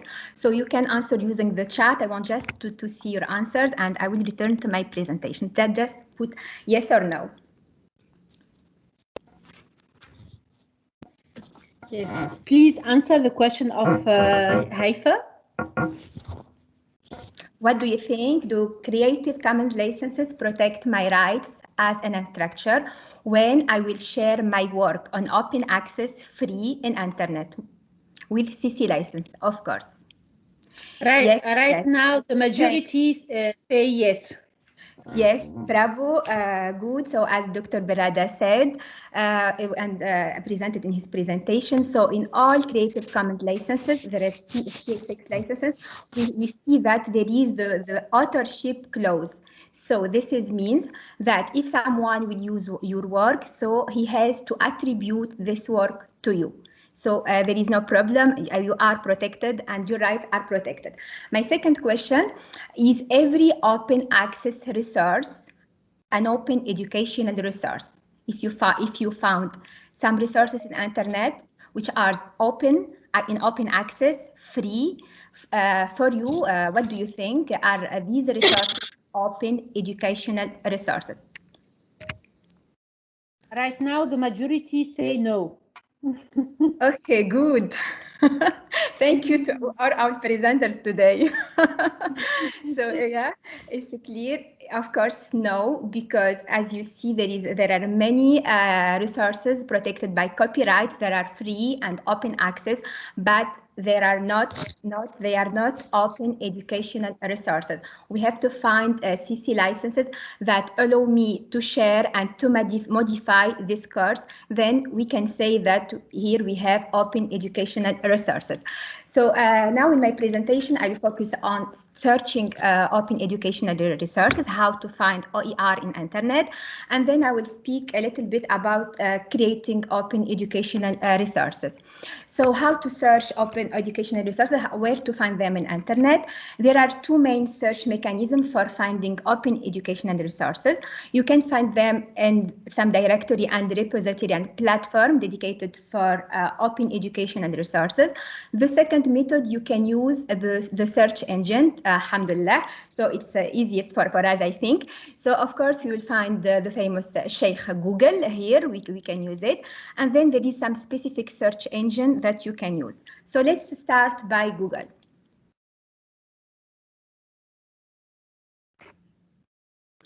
We will try together to see how can I use Google in order to look for example, here I would look for digital skills, for documents, for course about speaking about digital skills. Of course, Google will scan and will index web pages that contain these keywords, and he will index many documents. Some of them are protected by copyright, others are OER. But for us, we want only open educational resources. So fortunately, Google provided to us this functionality. You have just to click here, settings, then advanced search, and you can, of course, select the language, the type of the document.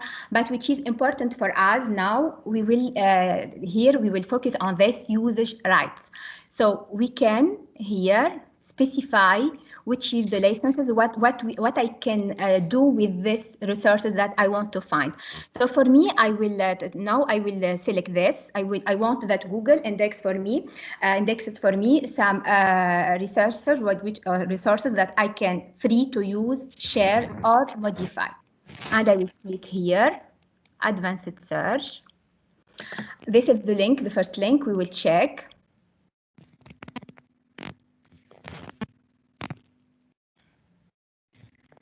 Oh, why?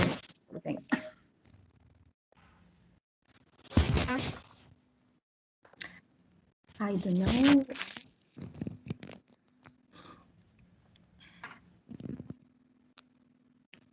I don't know what is the problem. Loading. Yes, loading, but okay, no, why? Problem of internet connection, I think. These technical problems. So you can try if you want. You can do the same thing like me, digital skills settings, and try to choose that the right that you can use and modify the documents, and try to check for the first document that you find, and you will find that it is really open educational resources. You will find that it's clear indicated. The license, you will see it. It's CC BY. Sorry, really, I don't know. Maybe I will ask my children to. Okay. And you can see my presentation. I don't have any problem, just with Google. Huh? Yes. Okay. Yes. Really, it's not normal here. Go back. Okay. Okay, maybe I will see for the second link.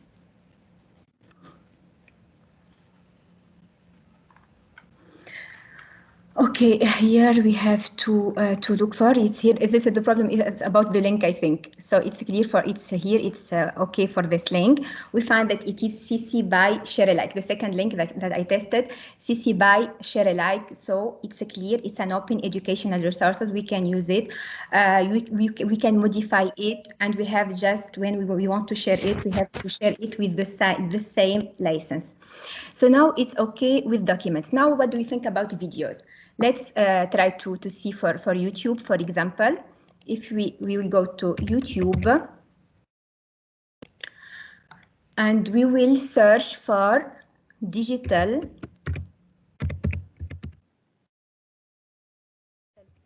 here. So here, of course, in YouTube also we found different video under copyright and not. So we have here to click on filter in order to select only open educational resources, only video that are with Creative Commons licenses. So click here, filter, then go here and choose Creative Commons. It's clear? And we will try to check. We click here. This is the video that I obtained. How can I know that it is an open educational resources or not?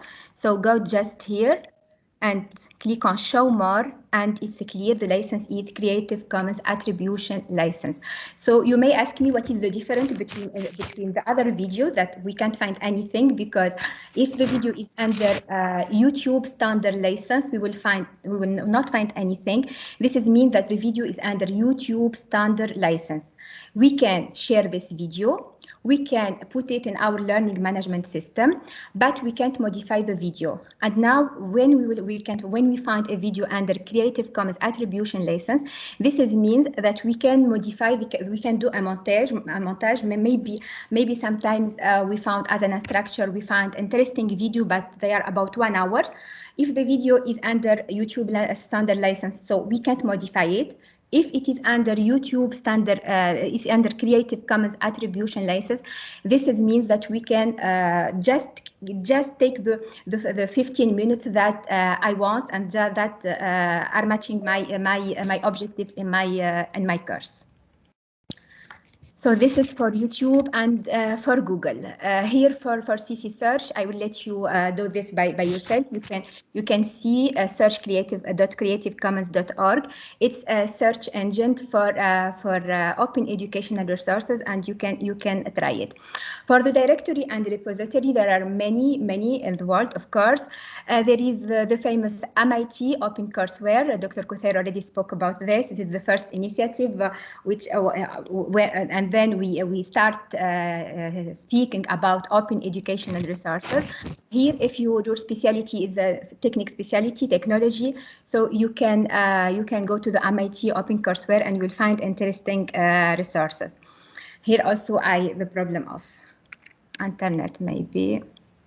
Then the second, it will be the OER Commons directory.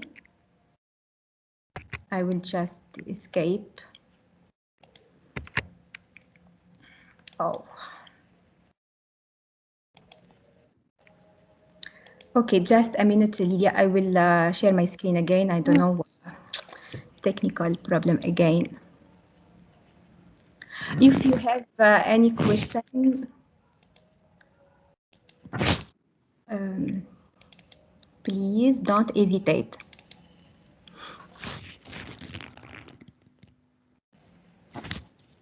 Okay, I'm now in this slide.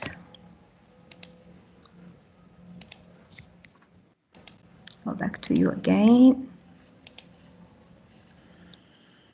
Okay, we will try to go to OER Commons. I hope that it will work, because I want to share with you the hubs. Yes, okay. So here we have the OER Commons directory, in which you can find many interesting resources. Here I will put digital skills. I'm looking for documents about digital skills. I'll click on search. And I can find 523 resources, of course, with the Creative Commons license. You see all of them are under Creative Commons. All of them are open educational resources. Now, what about Arabic countries? So just click here to see the different hubs, then see all the hubs. And let's see for the Alexo.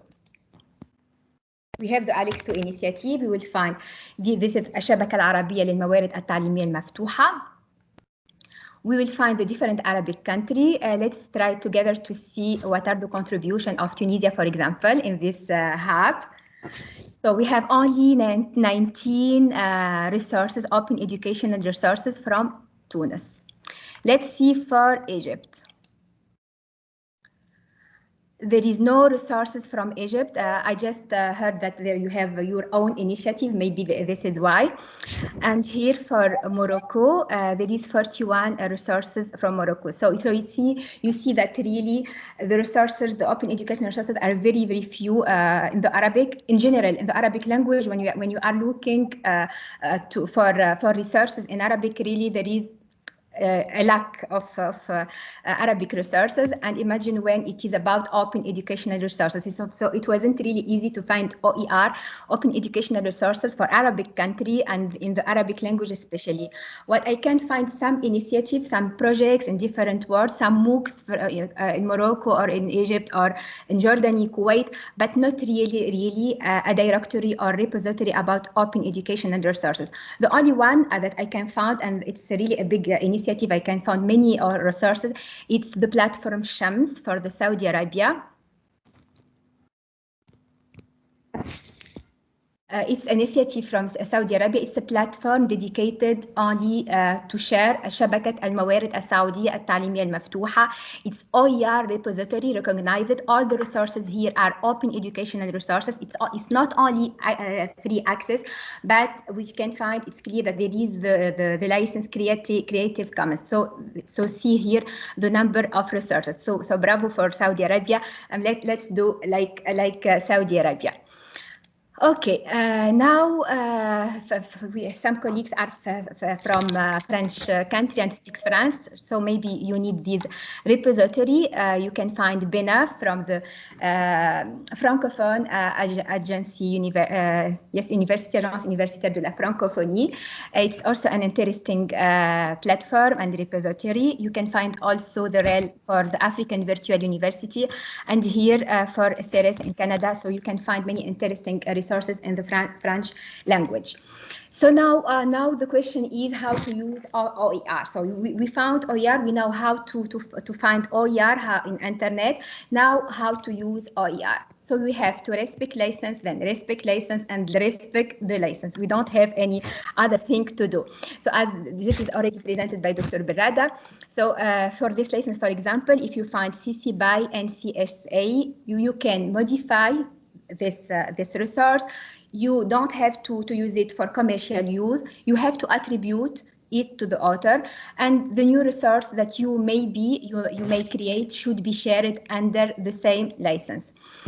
This one, CC BY ND, no derivative, you can copy, distribute, and share. It's not allowed to modify it or to combine it with any other resources. So Dr. Berrada said that this license is considered as not OER, as we don't have the possibility to modify a resource under this license.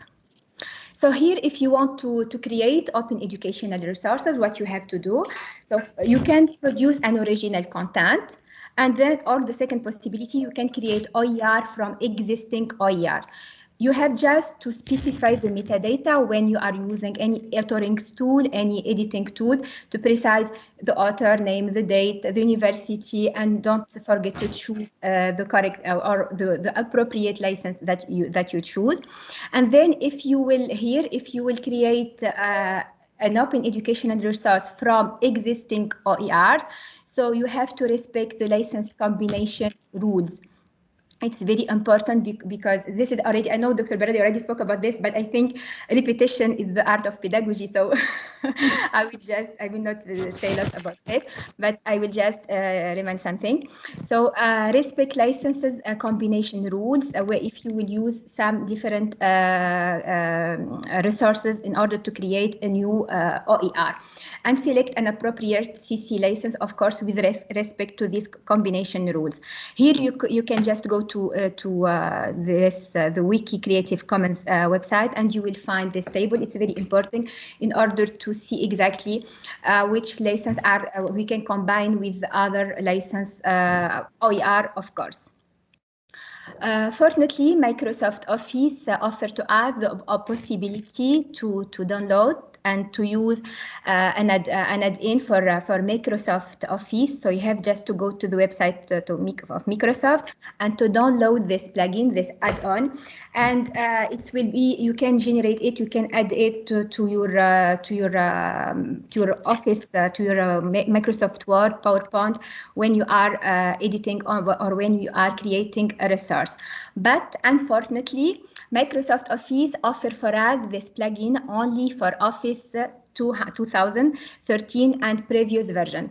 So now we are waiting for Microsoft that he will create for us a new plugin that we can use it for Office 365 or in the recent versions. There are also this possibility, you can find it in other authoring tools like Scenery Opal, for example. It's many of the editing tools you have just to really check. You can find that it's possible to just add and to choose the license, Creative Commons license that you want. Here it's already shared by Dr. Berada. You can go to the Creative Commons website in order to select the license that you want. So no need to speak a lot about this. For YouTube, for example, if you want to produce a video and you will share your video, so please, you have to read carefully the different here metadata, the different what we call the different field required by YouTube when you are sharing your video. You will find, for example, in video details, you have to click on it, and you will find that you have the possibility to choose from standard YouTube license or Creative Commons license, which is attribution. So if you will not do anything for YouTube, it will be automatically standard YouTube license. So this is why you have to read carefully all this information. And of course, because we want to share our video under Creative Commons license, so we have to select this possibility. You have to click here, and then you will find in your video by as I shared with you the video that we looked for now. So by the end, why it's important to use open educational resources? Because this is open educational resource will help me to enhance my lesson, to improve my teaching practices. You will be able to see many resources created by different universities in the world, and this is maybe you can get some inspiration. You can get be inspired, and you will have more ideas to innovate in your teaching. Also, you can use these resources because they are open education. You can modify them in order to produce and to propose something very interesting and which match, of course, your learning objectives. Then why it's important to create and share open educational resources? Because you will be an actor in this movement. Also, you will help the United Nations to attain the fourth goal, which is about ensuring inclusive and equitable equality education for all. And Dr. Kuthayr already spoke about this. And then you will have more citations, and you will have your university. You will be your university also will be recognized and will shine in all over the world, inshallah. So we don't have to wait. Let's start producing our OER. And thank you. Thank you very much, Professor Haifa, for your excellent presentation and very clear. I don't know, There was a question from my colleague, Professor Samira Farhat, but I don't know whether the question is for you, Professor Haifa. I will ask you the question and maybe you can help us. She said, Professor Samira Farhat, what do you mean by keeping the CC license when we use the link? I don't know. I don't know. This question is related to which slide, but maybe keeping CC licenses. What?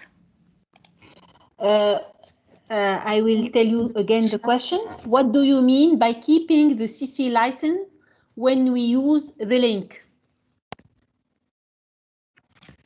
I asked Professor Samira to give us more. She can open her mic. If she can open her mic, Professor Samira. I will open it for her, Lilia. Okay, Samira Farhat. Samira, are you here?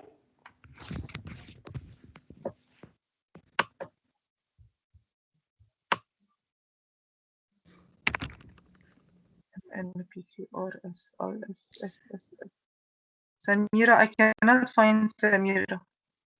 Only Sahar and Saeed.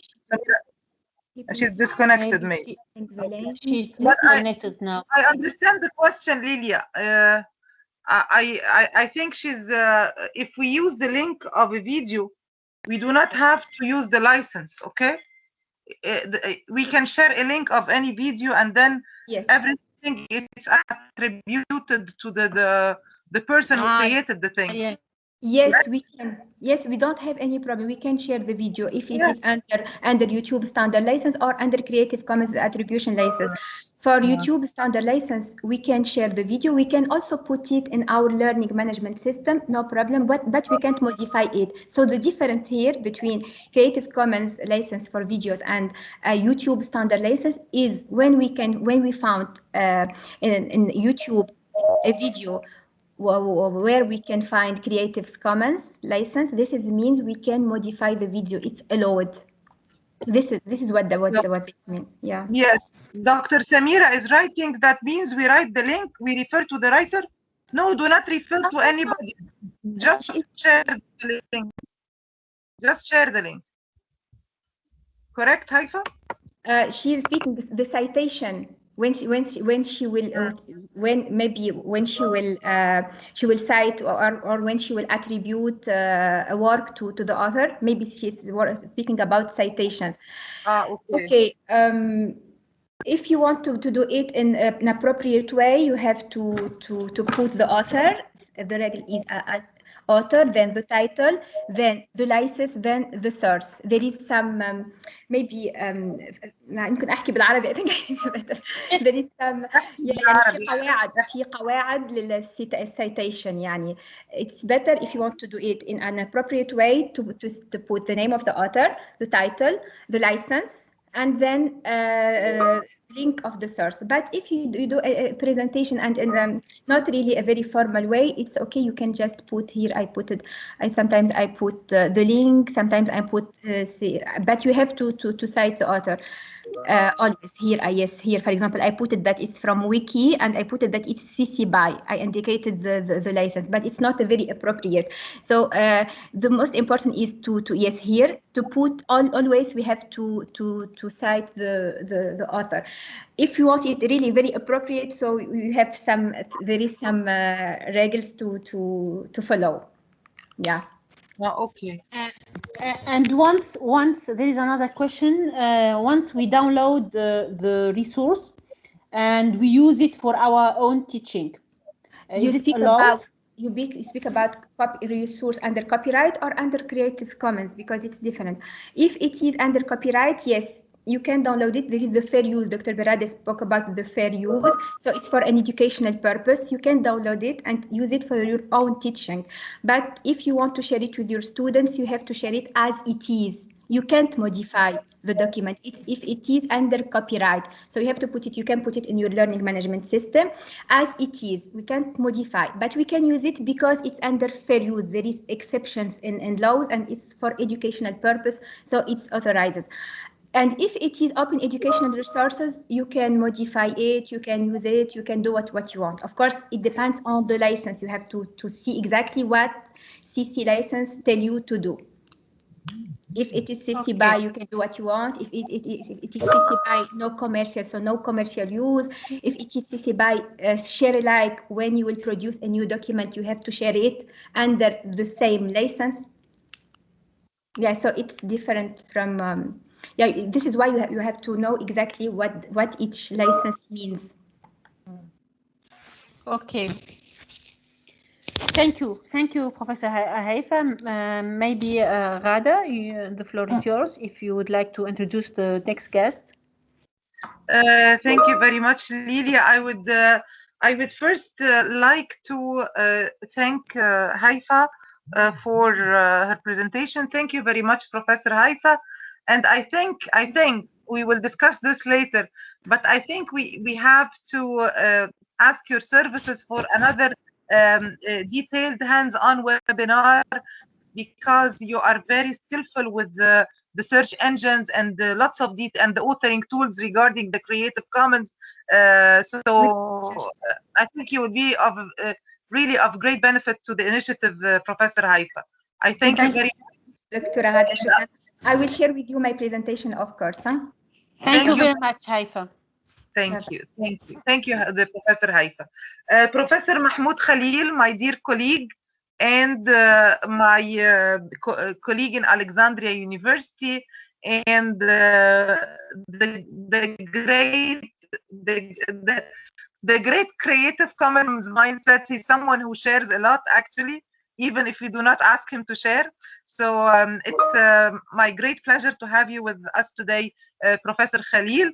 And Professor Khalil, actually, I think the presentations were moving in a very interesting and logical order, thanks to the organizers.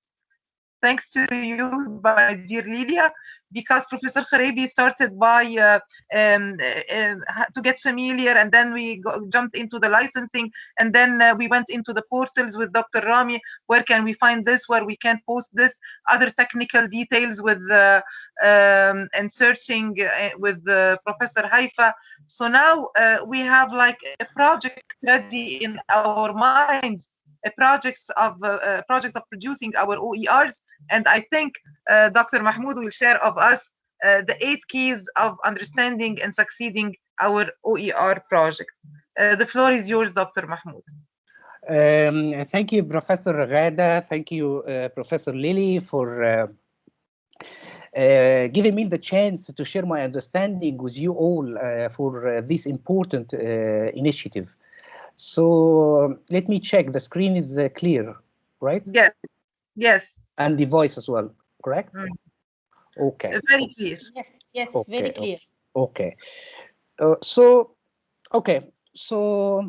today I'll try to share my understanding. I'll try as well to compile keys, 8 keys, trying to understand, and it will put you a step ahead for understanding. And thanks for my colleagues as well who presented before me, because they made actually my life easier trying to share my understanding with you all.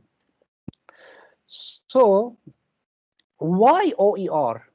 Actually, there is a general belief that it increases the access of higher education and make higher education more affordable, and as well increase the student success.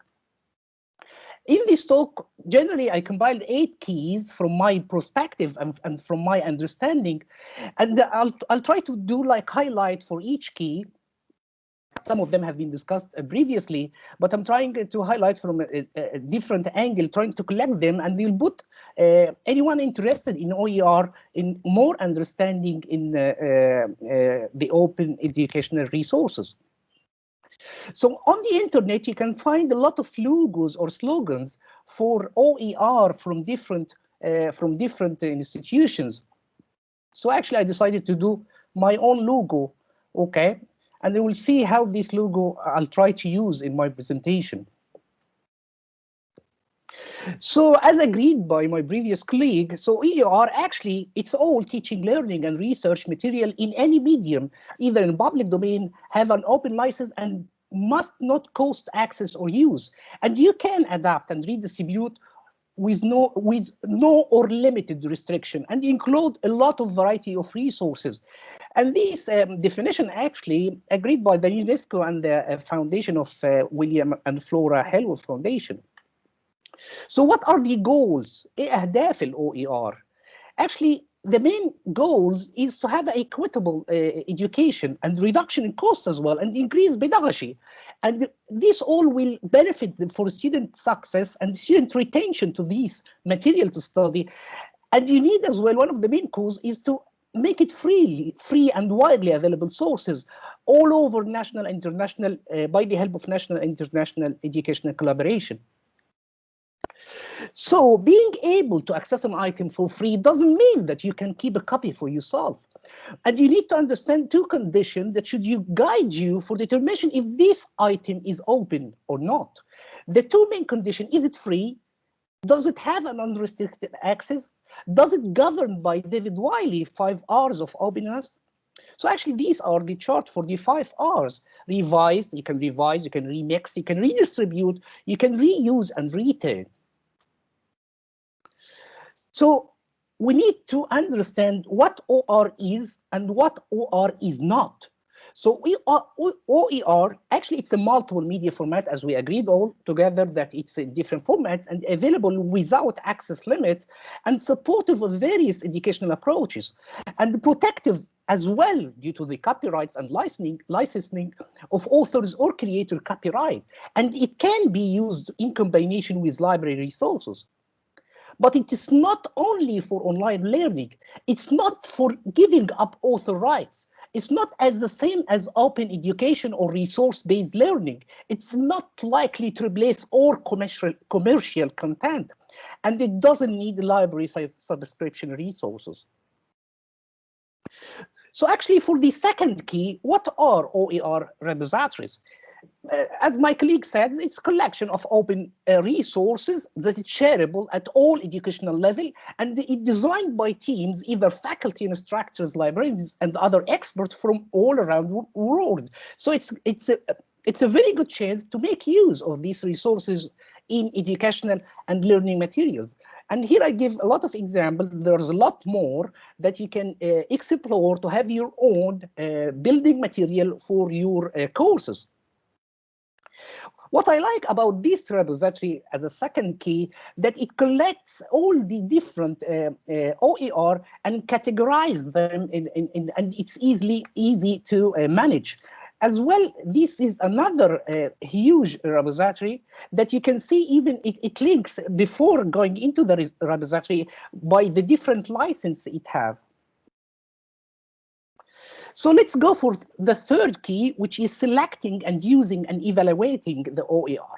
So you need first in this model, you need to identify what's your learning need, and then you need to search for OER, and then you select this OER. After searching, you either straight away go and use it in practice, or you can adapt or refine. Once you use it in practice, you can evaluate, and this is one of the very important steps that you need to evaluate how effective this OER that you have been using.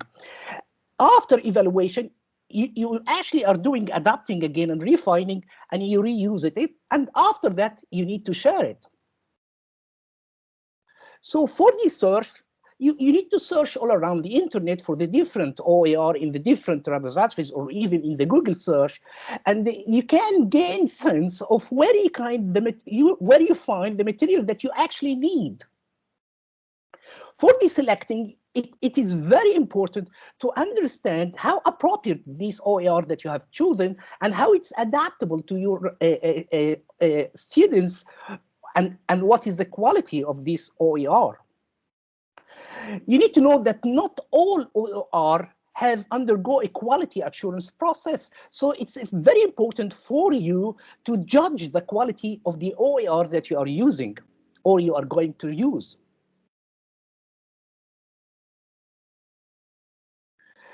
For evaluation, one of the very important steps after selecting the OER, you need to judge how well these open educational resources meets your learning needs.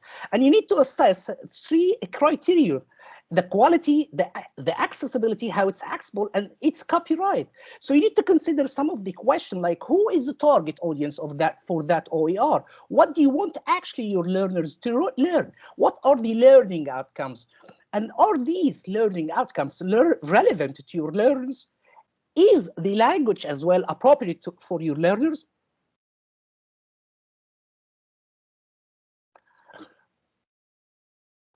Will the activity enable the learning outcome to be met? What changes might you need to make? يبقى لازم ان انت تسأل نفسك الأسئلة دي قبل ما تقرر او بعد ما قررت اختيار ال OER اللي انت عايزه. لازم تعمل evaluating للكلام ده كله. Actually, there is a lot of OER evaluation tools and resources that you can make use of it to evaluate how this OER suits. And you can see here, there is a lot of links over the internet. You can just Google it and you'll find it.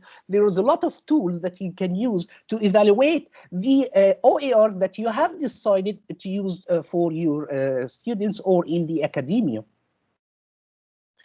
So let's go for the fourth key.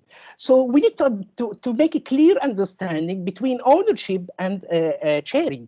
So let's see how these 4 logos, we need to have a better understanding for all these logos to understand the difference between ownership and sharing. Actually, it's a copyright, public domain, open source, and fair use. Basically, the copyright, according to Canada Copyright Act, basically you can't do anything for that resource until you take a permission from the author. يعني ما تقدرش تعمل أي حاجة إلا ما تاخد منه permission because it's fully copyrighted. About the public domain, the content of the public domain should be free to the public. And it is not protected by copyright because it's either donated, so the author donated, يعني معناها ان الاوثر اتبرع بيها للOER ده فانت تقدر تستخدمه، او ان هي عمرها ما اتعمل لها copyright, never had been copyrighted, or the copyright has already expired. Okay, so or the author given all the rights. So actually you work with any material in a public domain without any permission. For the open source, actually it's the same as a public domain, but it stands for the softwares. وده يعني السوفتويرز لما بتيجي تعرض على الانترنت بتاخد اللوجو دوت اللي هو open source. وايه فكره الاوبن سورس للسوفت وير؟ ان اي حد ممكن ياخد السوفت وير ده ويعدله عشان يطلع بسوفت وير جديد. ويمكن اقرب لكم الموضوع اكتر، المشكله بتاعت الاوبن سورس دي ظهرت والواحد بدا يفهمها اكتر شويه. ليه؟ العلاقه ما بين برنامجين احنا دايما او برنامج مشهور جدا اللي هو برنامج الواتساب، وبرنامج بدا يظهر في الفتره الاخيره هو برنامج سيجنال. وحصل لغط كبير جدا وكلام كتير جدا ما بين الواتساب والبرايفسي وكل الكلام ده كله وما بين السيجنال. يمكن الناس كانت بتتجه بتقول ايه؟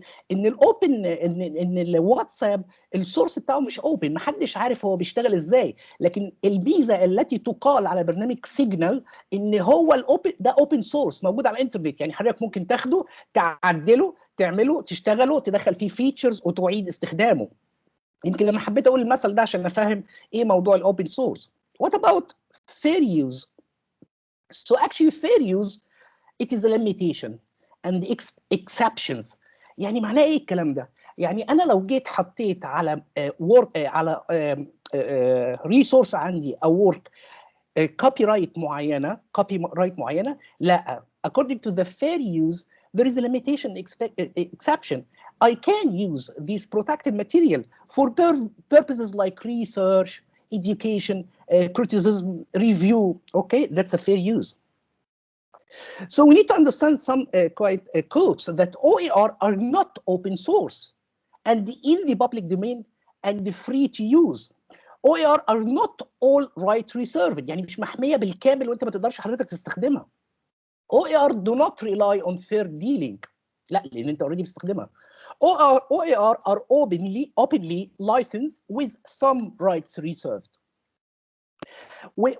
والrights to openness ده انت are given by the author to the author based on the wishes of the author. So you can see here, this chart actually describe how the two extremes between the public domain, which is the mostly open and you can use all the material and the copyright ownership is waived, and the author already is saying it's no more mine. You don't have to even mention my name in some in the extreme most open resources, to the other extreme end, which all right reserved.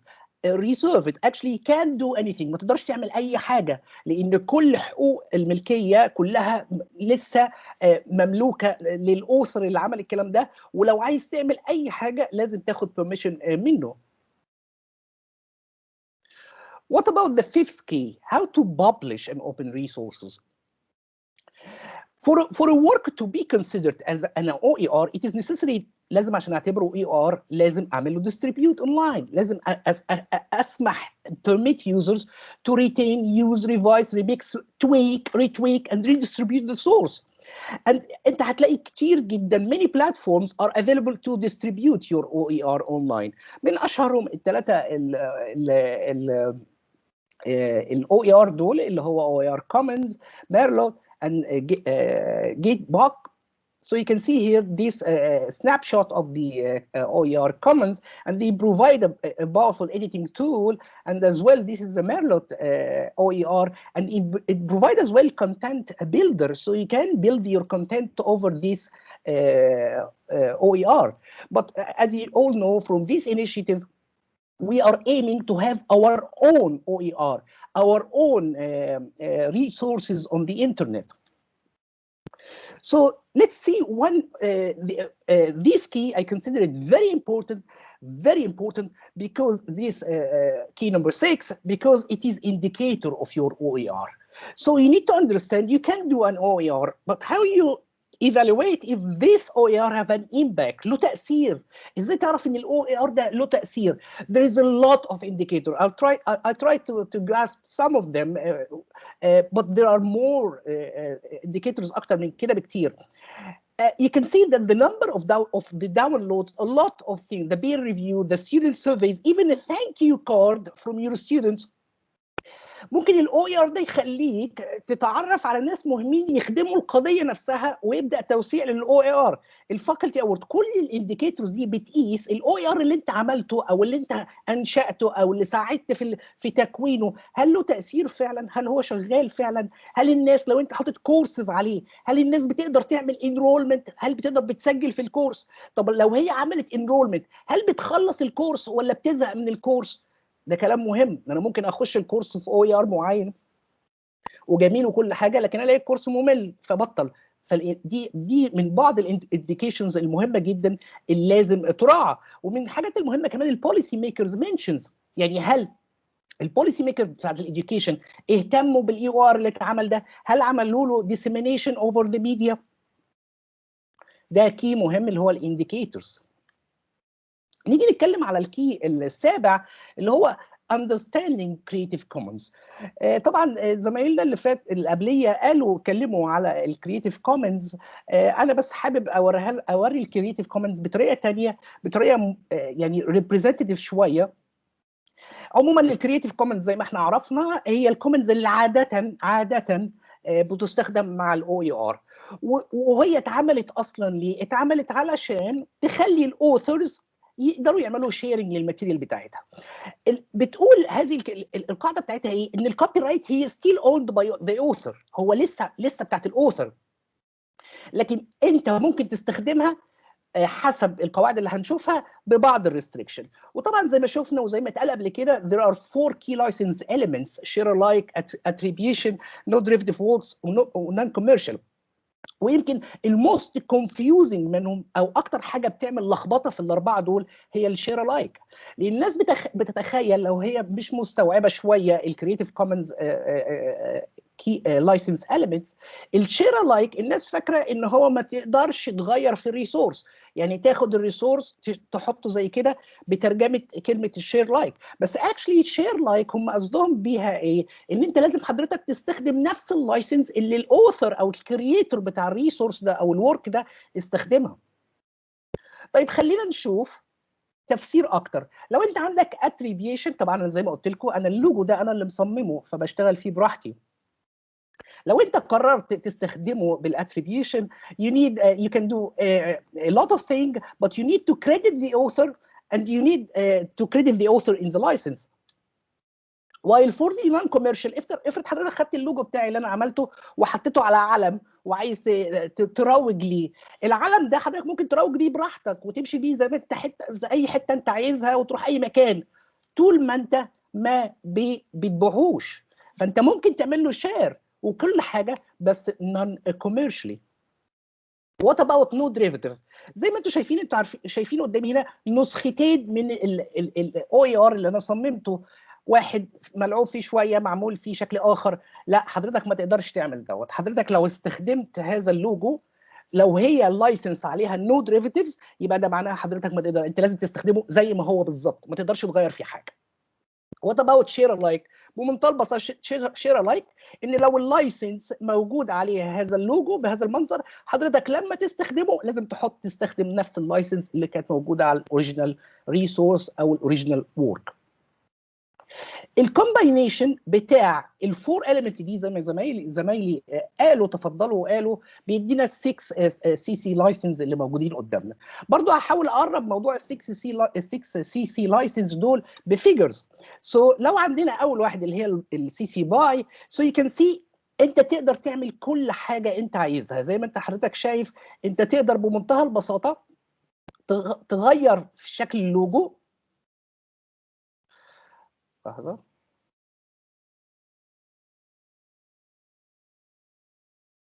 انت تقدر بمنتهى البساطه، بس هجيب مونيتور، انت تقدر بمنتهى البساطه تغير في شكل اللوجو زي ما انت عايز وتقدر تعمل لهم شير للي حضرتك عايزه، بس you need to credit the author and this is the most relaxing license. يعني انت حضرتك لو لقيت كورس مثلا على او اي ار موجود وعايز تستغله ولقيت ولقيت محطوط عليها السي سي باي ده، حضرتك اتحرك فيه زي ما انت عايز، بس لازم تعمل كريدت للاوثر اللي هو اكشلي معظمنا كريسيرشر بنعمله لما بنيجي نكتب بيبر ونحط ليها سايتيشن. انت اكشلي انت ماشي بسي سي لايسنس باي بس ما بتكتبش، هي لا تعتبر طبعا تبع السي سي لايسنس سي سي باي، بس بتقدر تعمل تحط المعلومه وتقدر تعمل لها شير.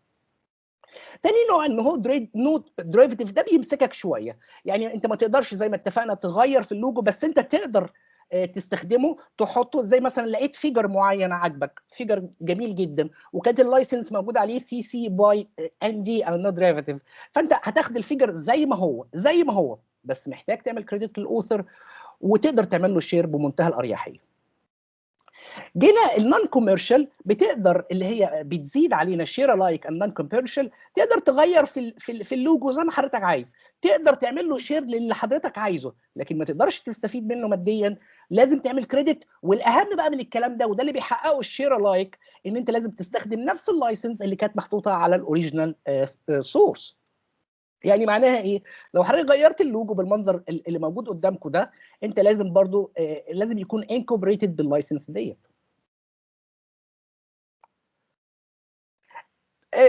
ده نفس الفكره بالظبط بتاعت اللي قبله. هتلاحظوا ان الاختلاف الوحيد ايه؟ اتشالت علامه دوت، اتشالت علامه الشير لايك. يعني انت بمنتهى البساطه هتعمل كل الكلام بالظبط، بل بالعكس انت ممكن تستفيد منها ماديا وتقدر تبيع البرودكت الجديد او التويك اللي انت عملته او الريمكس اللي انت عملته وعملت ريسورس جديد تقدر تبيعه، but still you need to put the same license. نيجي ده برضو نوع من السي سي لايسنس اللي هو باي النون كوميرشال، انت تقدر تغير براحتك زي ما انت شايف حضرتك زي ما انت شايف وتعمل شير برضو كريدت للاوثر، بس ما تقدرش تستفيد من الموضوع ماديا. يعني ايه الكلام ده؟ خلينا ناخد مثل قريب من القصه دي في الاكاديميا. حضرتك لقيت بتحضر كورس معين، ولقيت الكورس بتاعك ممكن تاخد منه من 3-4 كتب موجودين على الاو اي ار ريسورسز. لازم تبص على السي سي لايسنس بتاعت دول، لان انت ممكن تصنع الكتاب بتاعك، تصنع الهاند اوتس بتاعتك وتبدا تديها للطلاب. النقطه الكريتيكال قوي هنا ايه بقى؟ ان اللايسنس لو انت واخد الكتاب وكان محطوط عليه اللايسنس بهذه الطريقه، يعني بيديك القدره ان انت تعمل ريميكس وتويك وتشينج وادابت وريفاين وكل الكلام ده كله. جيت حضرتك عملت كتاب من 3 كتب عندهم هذه اللايسنس، حضرتك ما تقدرش تبيعه للطلبه، لان كانت اللايسنس الاساسيه بتاعته نون كوميرشال. حضرتك تديه للطلبه فري، اتس اوكي، مفيش مشكله. فبالتالي المنظر اللي قدامنا اصبح ده اللي لازم في اللايسنس دي لازم تكون هي دي بس اللي تستخدمها. ما تقدرش تستخدم اللي هي سي سي باي نون كوميرشال اند نون ديريفيتيف، وما تقدرش تستخدم اي فاريشن من الاوريجينال وورك او من الريسورس الاساسي. تقدر تعمل شيرنج مفيش مشكله، بس ما تقدرش تستفيد ماديا، ولازم تعمل كريدت للاوثر. خلينا نفهم بعد ما شفنا ال 6 different license, you need to understand 2 other elements, which is a public zero, CC0 and the public domain. Actually, the difference is subtle. So you can see that the first one, the public domain, actually the copyright have been expired and the work اي حد يقدر يستخدمه. اما لو لقيت حضرتك حاجه عليها هي still within the public domain, اللوجو ده معناها ان CC0 ده بتساعد ان اي حاجه في الكلام ده انت بتاخد تشتغل بالكلام ده على طول، وعندك ضمنيا موافقه من الاوثر. الفيجر ده هنلاقي ان بعض زمايلنا عرضوه، عشان كده هجري عليه بسرعه. You can see how the different CC license relate to the OER, and you can see that you are most freedom to use the resource once you go up, while the least freedom, and actually the last 2 of the CC license are not considered an OER, because once the resource you can't rechange or remix and you take it as it is, it sometimes it will not help a lot in the OER concept.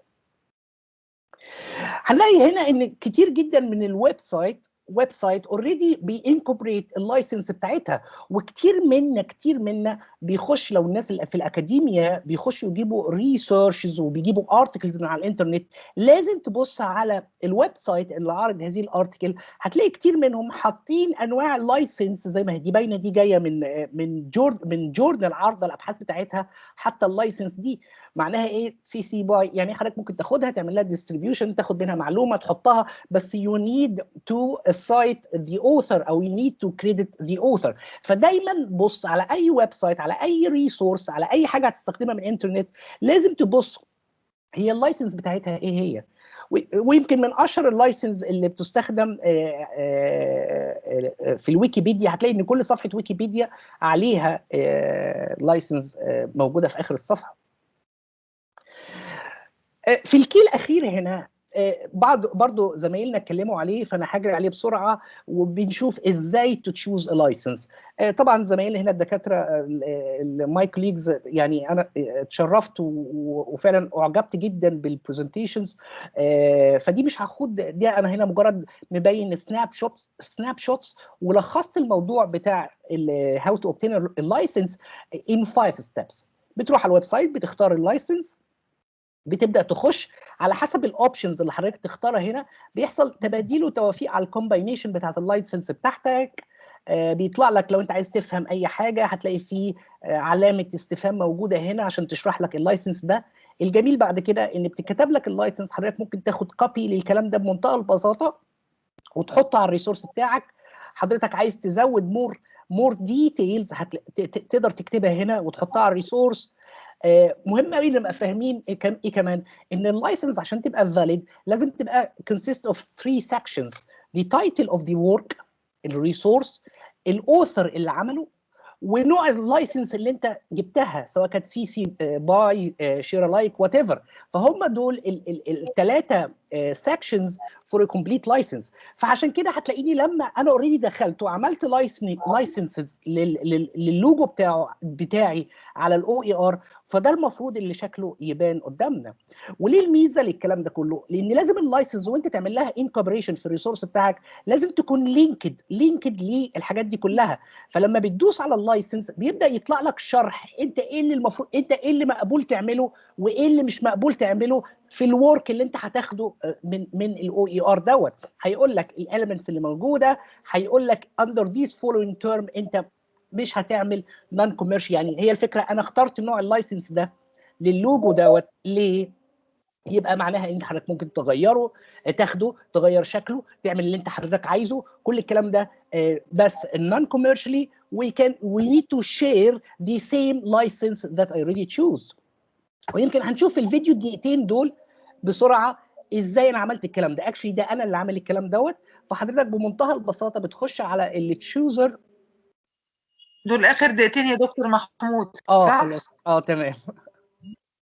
ربنا يخليك، بس ما شاء الله شيء رائع، شكرا الله جزيلا. يخليك يا دكتور. فانا حبيت بس اوري تجربه شخصيه ان دي سهله بمجال كتير جدا ان انت تعمل لايسنسنج للحاجات بتاعتك. فبتخش بتعمل ال جيتنج ستارت. هتلاقي هنا وانس ان انا بختار الاوبشنز اللي انا عايزها. وانس بختار هتلاقي ان الاليمنتس بتتغير على حسب الاوبشن اللي حضرتك عايز تختاره.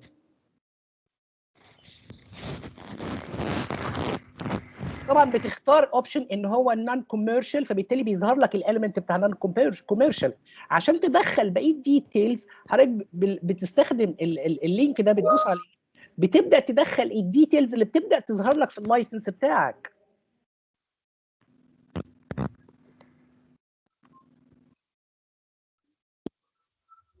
زي ما اتفقنا في 3 سكشنز لللايسنس: اسم الورك، مين الكريتد، واتعملت ايه، والسورس. لازم تحط السورس بتاعك. بعد كده بمنتهى البساطه حضرتك ممكن تعمل كوبي للكلام ده كله او كوبي للكود زي ما الدكاتره زمايلنا قالوه، وتعمل له انكوبريشن في الويب سايت وات ايفر ريسورس انت عايزه.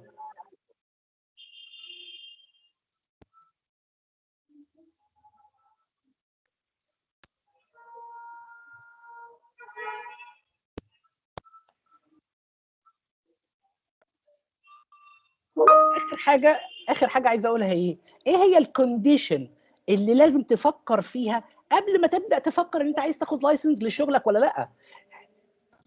مش اي حاجه ينفع يتاخد لها اللايسنس.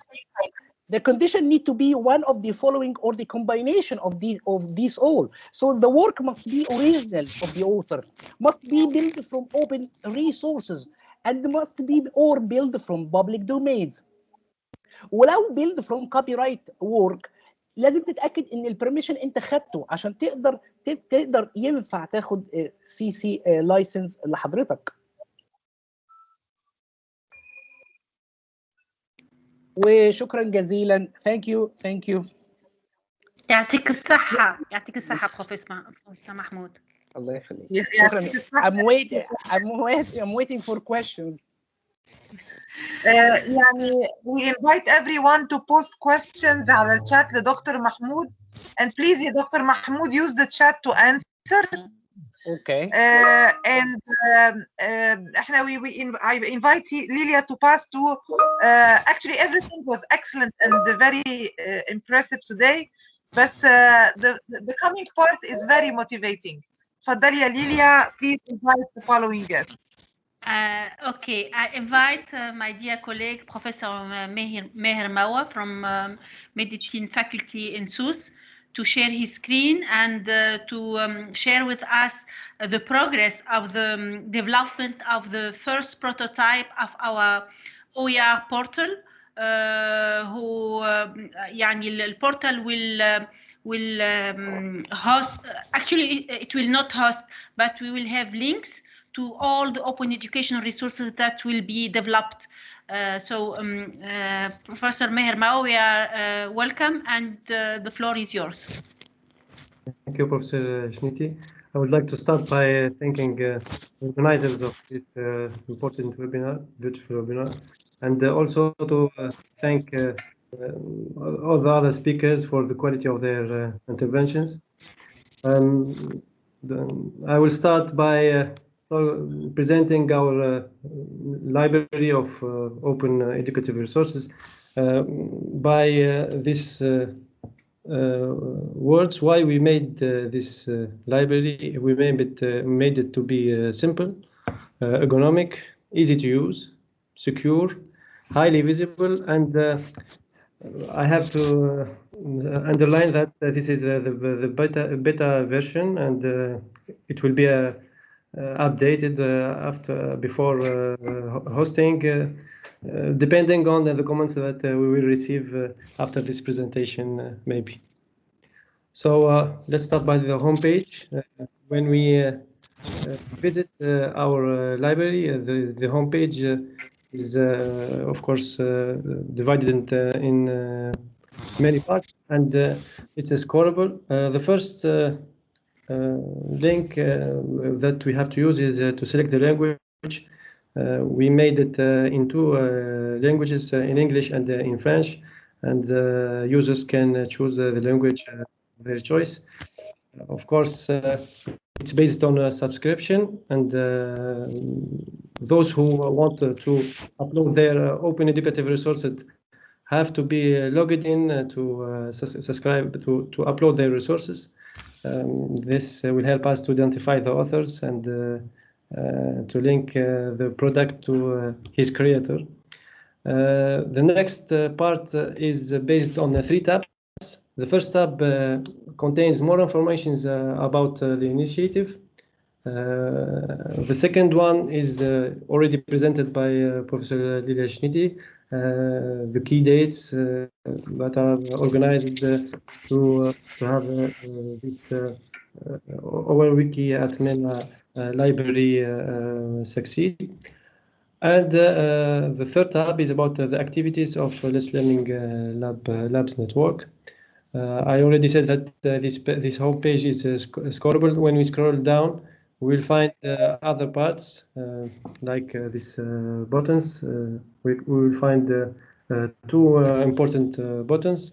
The first one is for submission of our open educative resource, and the second one to access the library of the resources already uploaded.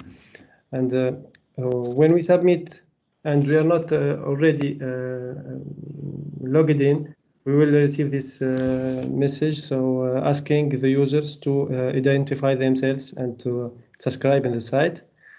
When we are subscribed, we will access to this submissions page, and we will explain the different parts of the submission. The first field is the field where we will put the link or the URL to the open educative resource.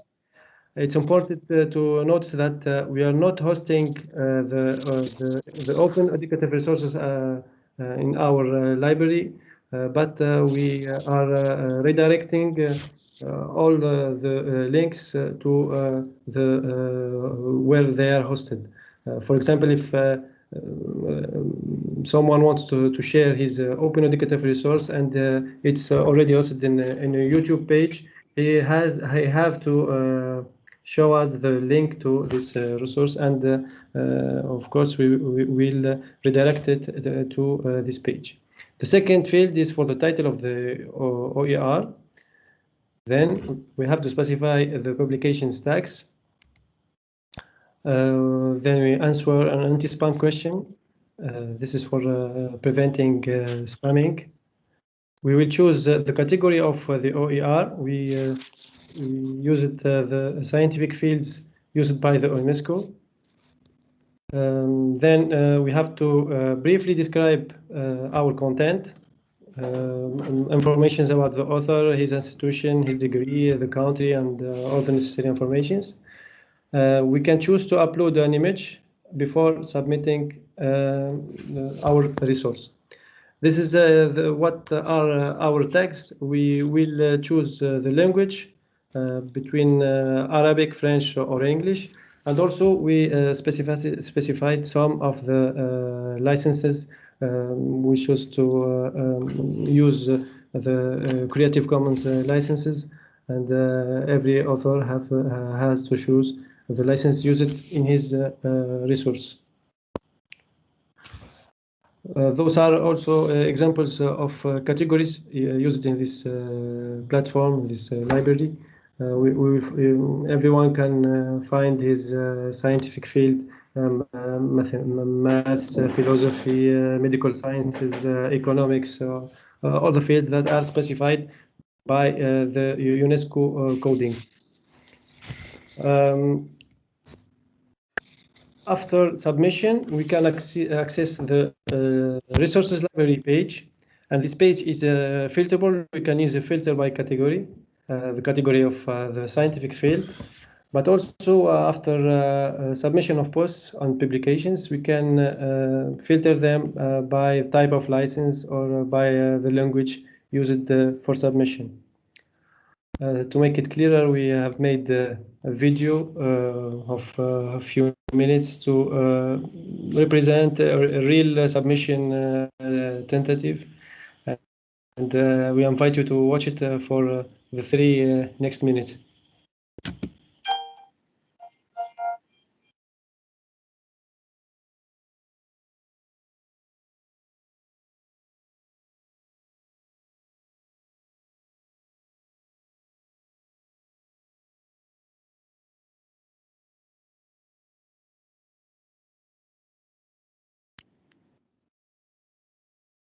The video is without sound, Professor Meher, right? Just contains music. Yes, okay, it's okay. I thought that it is commented, but it shows how to submit. Okay, great.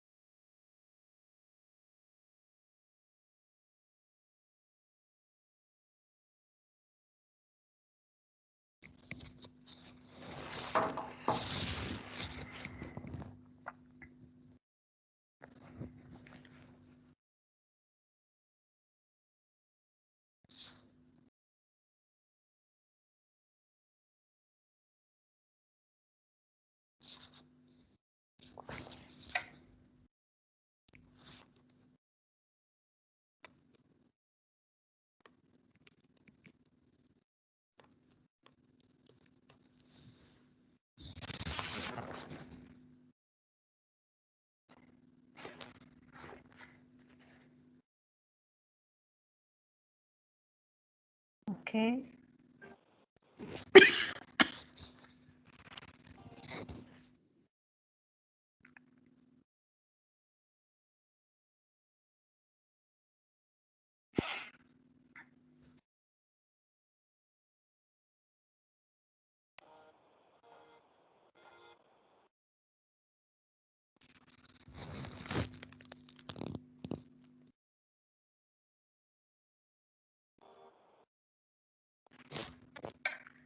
So we see here that the public the resource was added to the annuaire, right? Yes. You can expand and see the information is inside. Okay.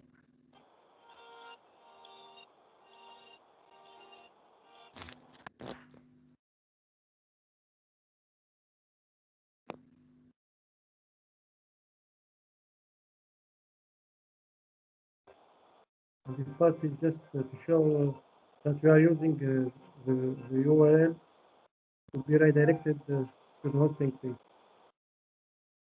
Okay.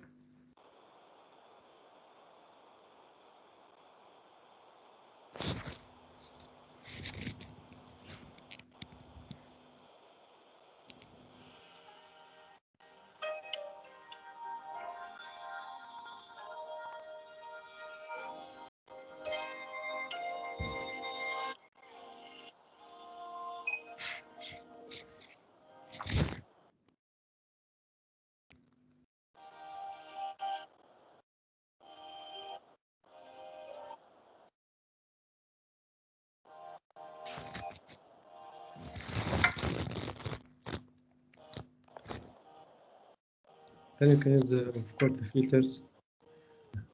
We are inviting everybody to submit their open educative resources. And thank you. Thank you very much, Professor Meher, for this nice work and for your group work with together with my two colleagues and friends, Zohra and Wasim. And as you said, this is the first version of our prototype to organize all the resources that we will receive and to have a link to the resources that will be submitted to this initiative. If there are any questions.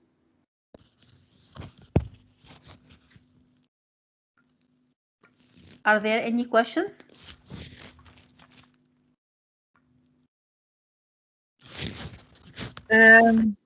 Lilia, I have noticed a couple of questions in the chat. Yes, please share them with Meher.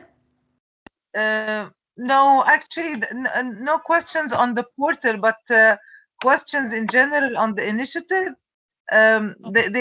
I have seen a comment, congratulations, I hope you continue. Yes, we will continue the initiative and we will continue the prototype. Maybe you have noticed the prototype is very catchy, and it shows a thumbnail of the resource like you watch on Netflix, and it's really simple but catchy. So we hope to see all your resources all on it. The common question is, are we receiving a certificate? And the question is no, not for now. When actually this is a complete initiative. This is not a webinar. We are launching an initiative today. And when you get but today you had an educational content that it's really good, and awareness of important concepts on the OERs.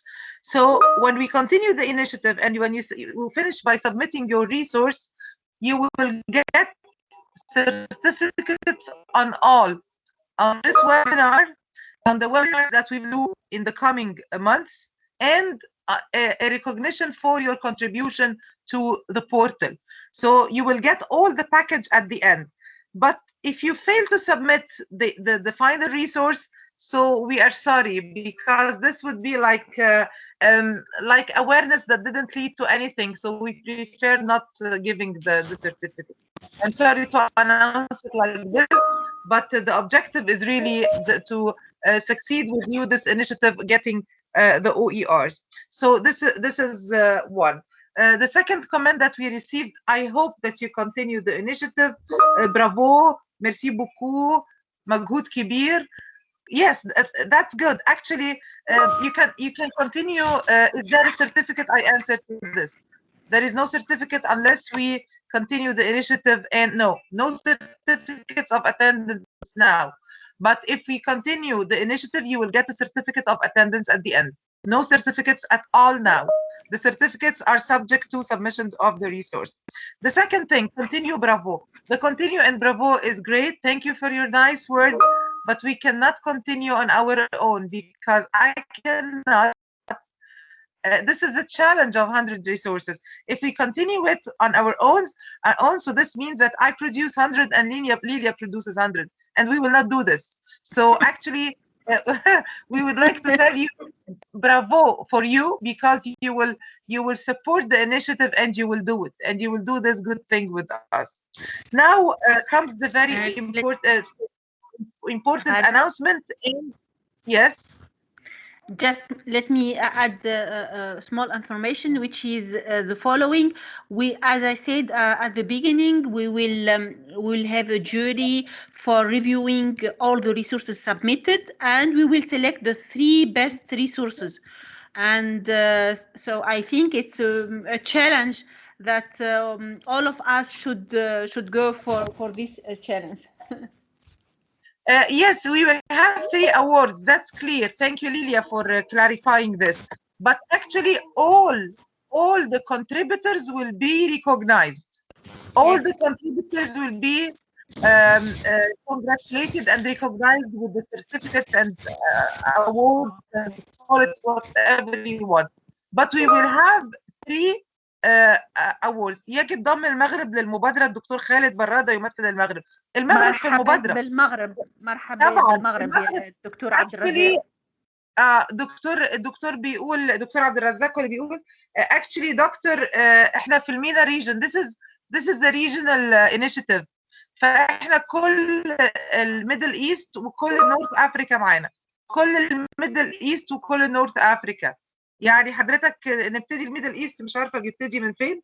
بيبتدي من يعني الاردن وفلسطين ولبنان ومصر، وبعد كده مرورا لليبيا وتونس والمغرب والجزائر. everything is there.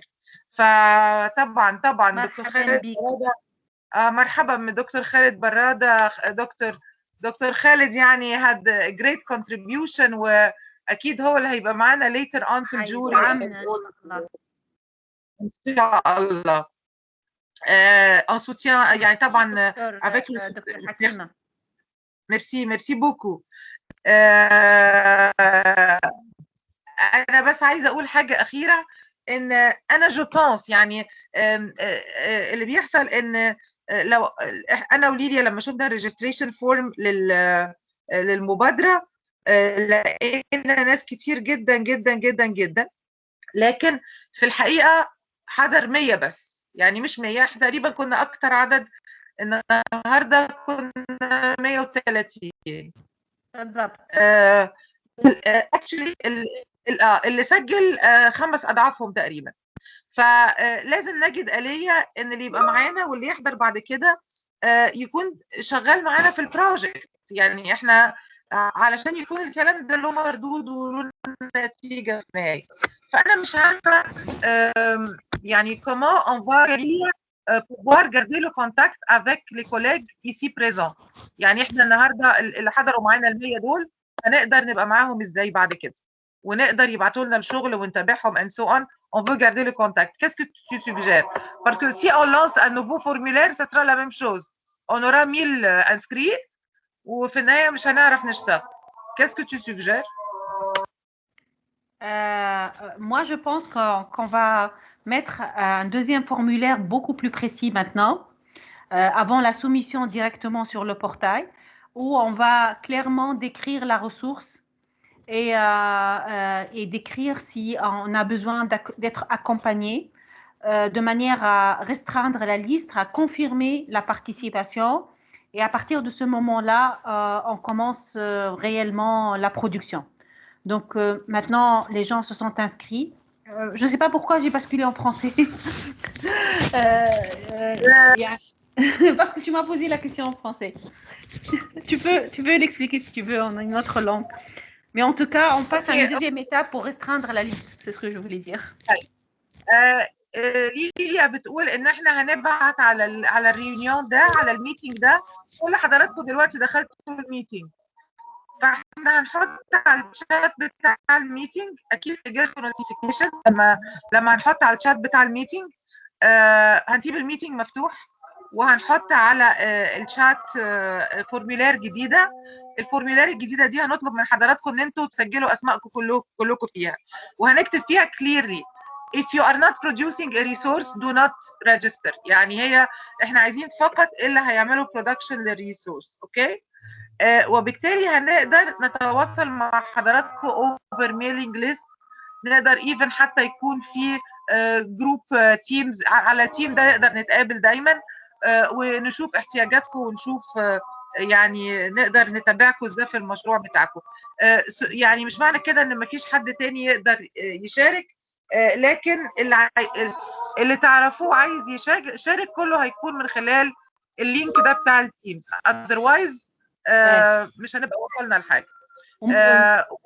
كما قلنا من بكري لو في يعني necessity باش نعمل ورشه على الاوبن education ريسورسز او على الفيديو برودكشن، ممكن يعني نتواصل وان ممكن نعمل organization of workshop اللي يساعدكم في البرودكشن of your resources. اوكي تمام. كان في عندنا 2 raised hands يا ليليا، لو تسمحي لي نسمعهم. اتفضل. في حد دكتور علي مش عارفه من فين. وكانت في الدكتوره فايزه الدلال من مصر. دكتوره فايزه هحاول اوصل لك على الشات، اعمل لك بريزنتر.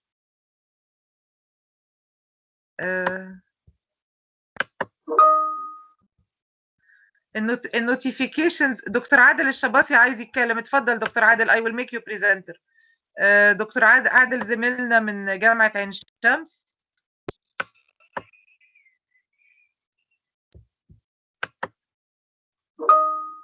Faculty of Engineering. دكتور عادل you can speak now. اتفضل حضرتك. السلام عليكم جميعا، وبشكركم وبشكر كل المتحدثين.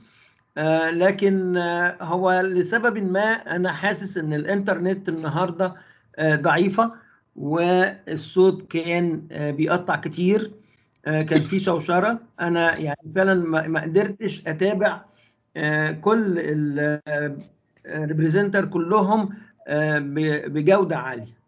ده ممكن يكون تكنيكال ايرور كده او حاجه من الانترنت وملناش تدخل فيها. لكن الحاجه اللي بصراحه انا بعت في الشات روم، انا كتبت قلت يا جماعه انا ما بعرفش ولا كلمه فرنساوي، انا دراستي لغه اولى انجليزي والثاني الماني. اوكي. حتى عملت الدكتوراه في المانيا، فانا لما حد بيتكلم كلمه فرنساوي انا بحس ان انا يعني زي التعبير البلدي عندنا كده، انا تايه في النص يعني. اتكلمي مع المانيا ليليا بقى، اتكلمي مع ممكن اتكلم معاك الماني لو عايز دكتور. نتكلم الماني. ذاتس جود يعني. بس طبعا هنحرم الناس اللي هم اللغه بتاعتهم واضح ان انتوا كلكم يعني ما شاء الله كده في الفرنساوي ممتازين، بس انا ما بعرفش فعلا ولا كلمه فرنساوي. حتى واحد مره صاحبي كان بعت في السعوديه بعت لي جمله كده في الجواب، رحت عملت زي الجماعه بتوعنا كده في الارياف، خدت الجواب ورحت لواحد تاني قلت له اقرا لي الجمله دي بالفرنساوي انا ما اعرفهاش يعني. فقال لي هو كان كاتب يعني جمله سيلا في يعني هذه الحياه تقريبا ولا حاجه، ما اعرفش ده الترجمه المظبوطه ولا لا. طيب النقطه اللي بعد كده هو طبعا هنسيب يا دكتور الريسورسز البرزنتيشنز بالانجليزي يا دكتور، هنسيبها هنا على الشات وهنحطها على الصفحه بتاعتنا على الفيسبوك fb.me/adib.alexu. هحطها في الشات. يعني برضو بطمن على حضرتك ان الريسورسز الانجليزي هتكون موجوده ان شاء الله. ده حاجه علشان الاستفاده للناس كلها، طبعا دي حاجه جميله يعني. اكيد. نقطه اخيره اللي هو احنا فعلا محتاجين الاقتراح الاخراني ده، اللي احنا يبقى فعلا في تواصل مع الزملاء والناس، ويوصل لهم يعني زي ما بنقول كده الاخبار، او يوصل لهم الدعوات بتاعه الحاجات الجديده. دي جميله. فاكتر حاجه منتشره دلوقتي هي الواتساب. فاذا كانت الارقام التليفونات متسجله والواتساب بتاع الناس موجود، يبقى دي برضو تبقى نقطه هتبقى ايجابيه لمعظم الناس. انا شخصيا مش مشترك في الفيسبوك، فلو رفعتوا حاجه على الفيسبوك انا هتقع مني. بس انا اشكركم جدا، وبقول لكل الزملاء كل سنه وانت طيب يا دكتور. احنا هنرفع فورم للتسجيل هنا يا دكتور عادل على التيم ده نفسه. هيجي لحضرتك نوتيفيكيشن بيه. يعني حضرتك وبعد كده حضرتك لما تملاه وتسيب رقم التليفون، ممكن ليتر اون نخلق جروب في الواتساب مع مجموعه ال100 اللي هيطوروا الريسورس. تمام يا فندم، تمام. اشكركم جدا، وفعلا كل سنه وانتم طيبين. وبمناسبه الايام يعني شهر رجب وبعدين شعبان، وان شاء الله كده يبقى فيه ايام جميله باذن الله. شكرا والسلام عليكم. ان شاء الله صحه جيده، وان شاء الله كل سنه وانتم طيبين ان شاء الله. وانتم كلكم طيبين يا فندم. دكتوره فايزه الدلال اتفضلي حضرتك. مساء الخير على حضراتكم. مساء الخير جدا فعلا على الموضوع الرائع. فعلا قوية جدا. كل الحاضرين بشكركم ومتحدثين طبعا. انا كنت فعلا مع دكتور غادة كانت بتسال ايه الحاجه المقترحه اللي ممكن فعلا نتواصل عليها، فانا كنت رافعه دي عشان اقول ان احنا ممكن نعمل فعلا جروب على التيم، فعلا فكلنا نبقى فعلا موجودين، نقدر من وقت لتاني نتواصل مع حضراتكم عشان نقدر نرفع فعلا الماده العلميه بشكل افضل. ففعلا لقيت فعلا دكتور غادة قالت الفكره بعديها، وقالت كمان واكدت الموضوع ده ان احنا فعلا عن طريق الفورم اللي احنا هنسجله كمان شويه. ففعلا بشكرك دكتور غادة، وهنقدر بالشكل نكون على تواصل يعني. شكرا وشكرا لمجهوداتكم. ميرسي دكتور غادة، ميرسي لحضراتكم جميعا. ميرسي دكتورة فايزة، عايزينك معانا في المبادرة وعايزينك تطوري لنا موارد تعليمية فنون جميلة بعد إذن حضرتك. طبعا يا فندم، يشرفني كده وان شاء الله انا في خطتي كده ومحضره زي ما قلت لحضرتك حاجات كده، يعني اعتقد فعلا هتساعدنا كتير جدا في فنون جميله ومقررات فنون جميله والتحول الرقمي اللي بتشهده حاليا يعني. شكرا يا دكتور غادة، ميرسي دعمك يا فندم. دكتور محمد غانم، انا عملت حضرتك بريزنتر وبتهيألي دي اخر ايد مرفوعه، اتفضل حضرتك.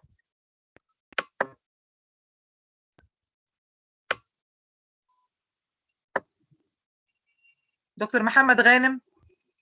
حضراتكم جميعا. مساء الخير. ايوه، انا دكتور محمد غانم، عميد كليه الطب البيطري جامعه بنها، واشكركم شكرا جزيلا. انا متابع الميتنج على قد ما قدرت النهارده، شيء جميل جدا ورائع، ويعني انا عن نفسي استفدت جدا جدا، ونفسي يعني اقول ايه، يعني مصر والدول العربيه والاريا كلها في المينا يعني تدخل ويانا وتشوف مدى التقدم والتطور في نظام الاوبن سورسز للإديوكيشن. وانا بصراحه يعني يمكن عشان مسكت تعليم الكتروني قبل كده في الجامعه، مركز تعليم الكتروني، كنت الدكتور رامي اللي يعني تفضل النهارده وادى البرزنتيشن بتاعه، وعندي مقررات الكترونيه انا عملتها بنفسي من حوالي 10 12 سنه، ومقتنع جدا جدا بهذا الريسورسز. يعني اي بليف يعني النكست ايرا لازم تتغير.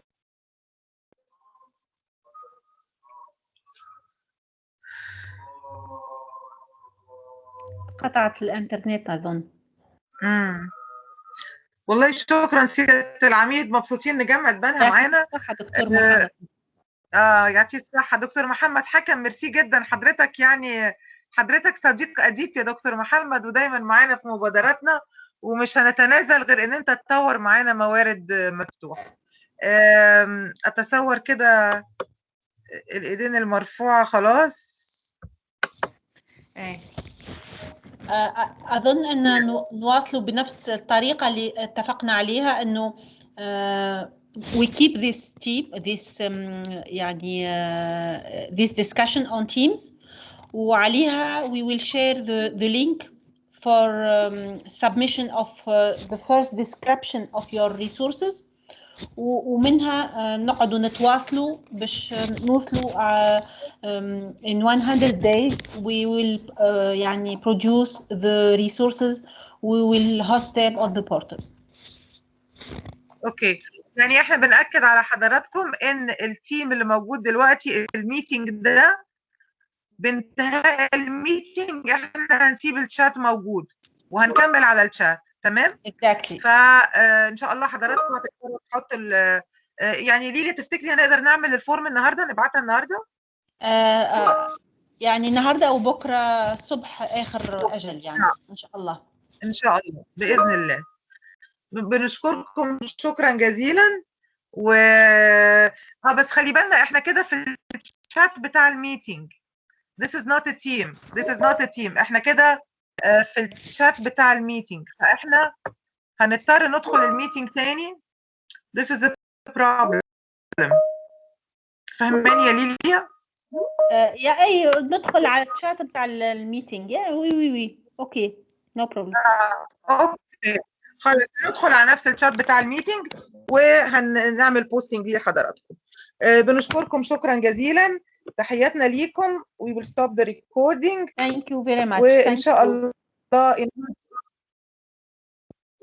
in 100 days يكون عندنا the 100 resources.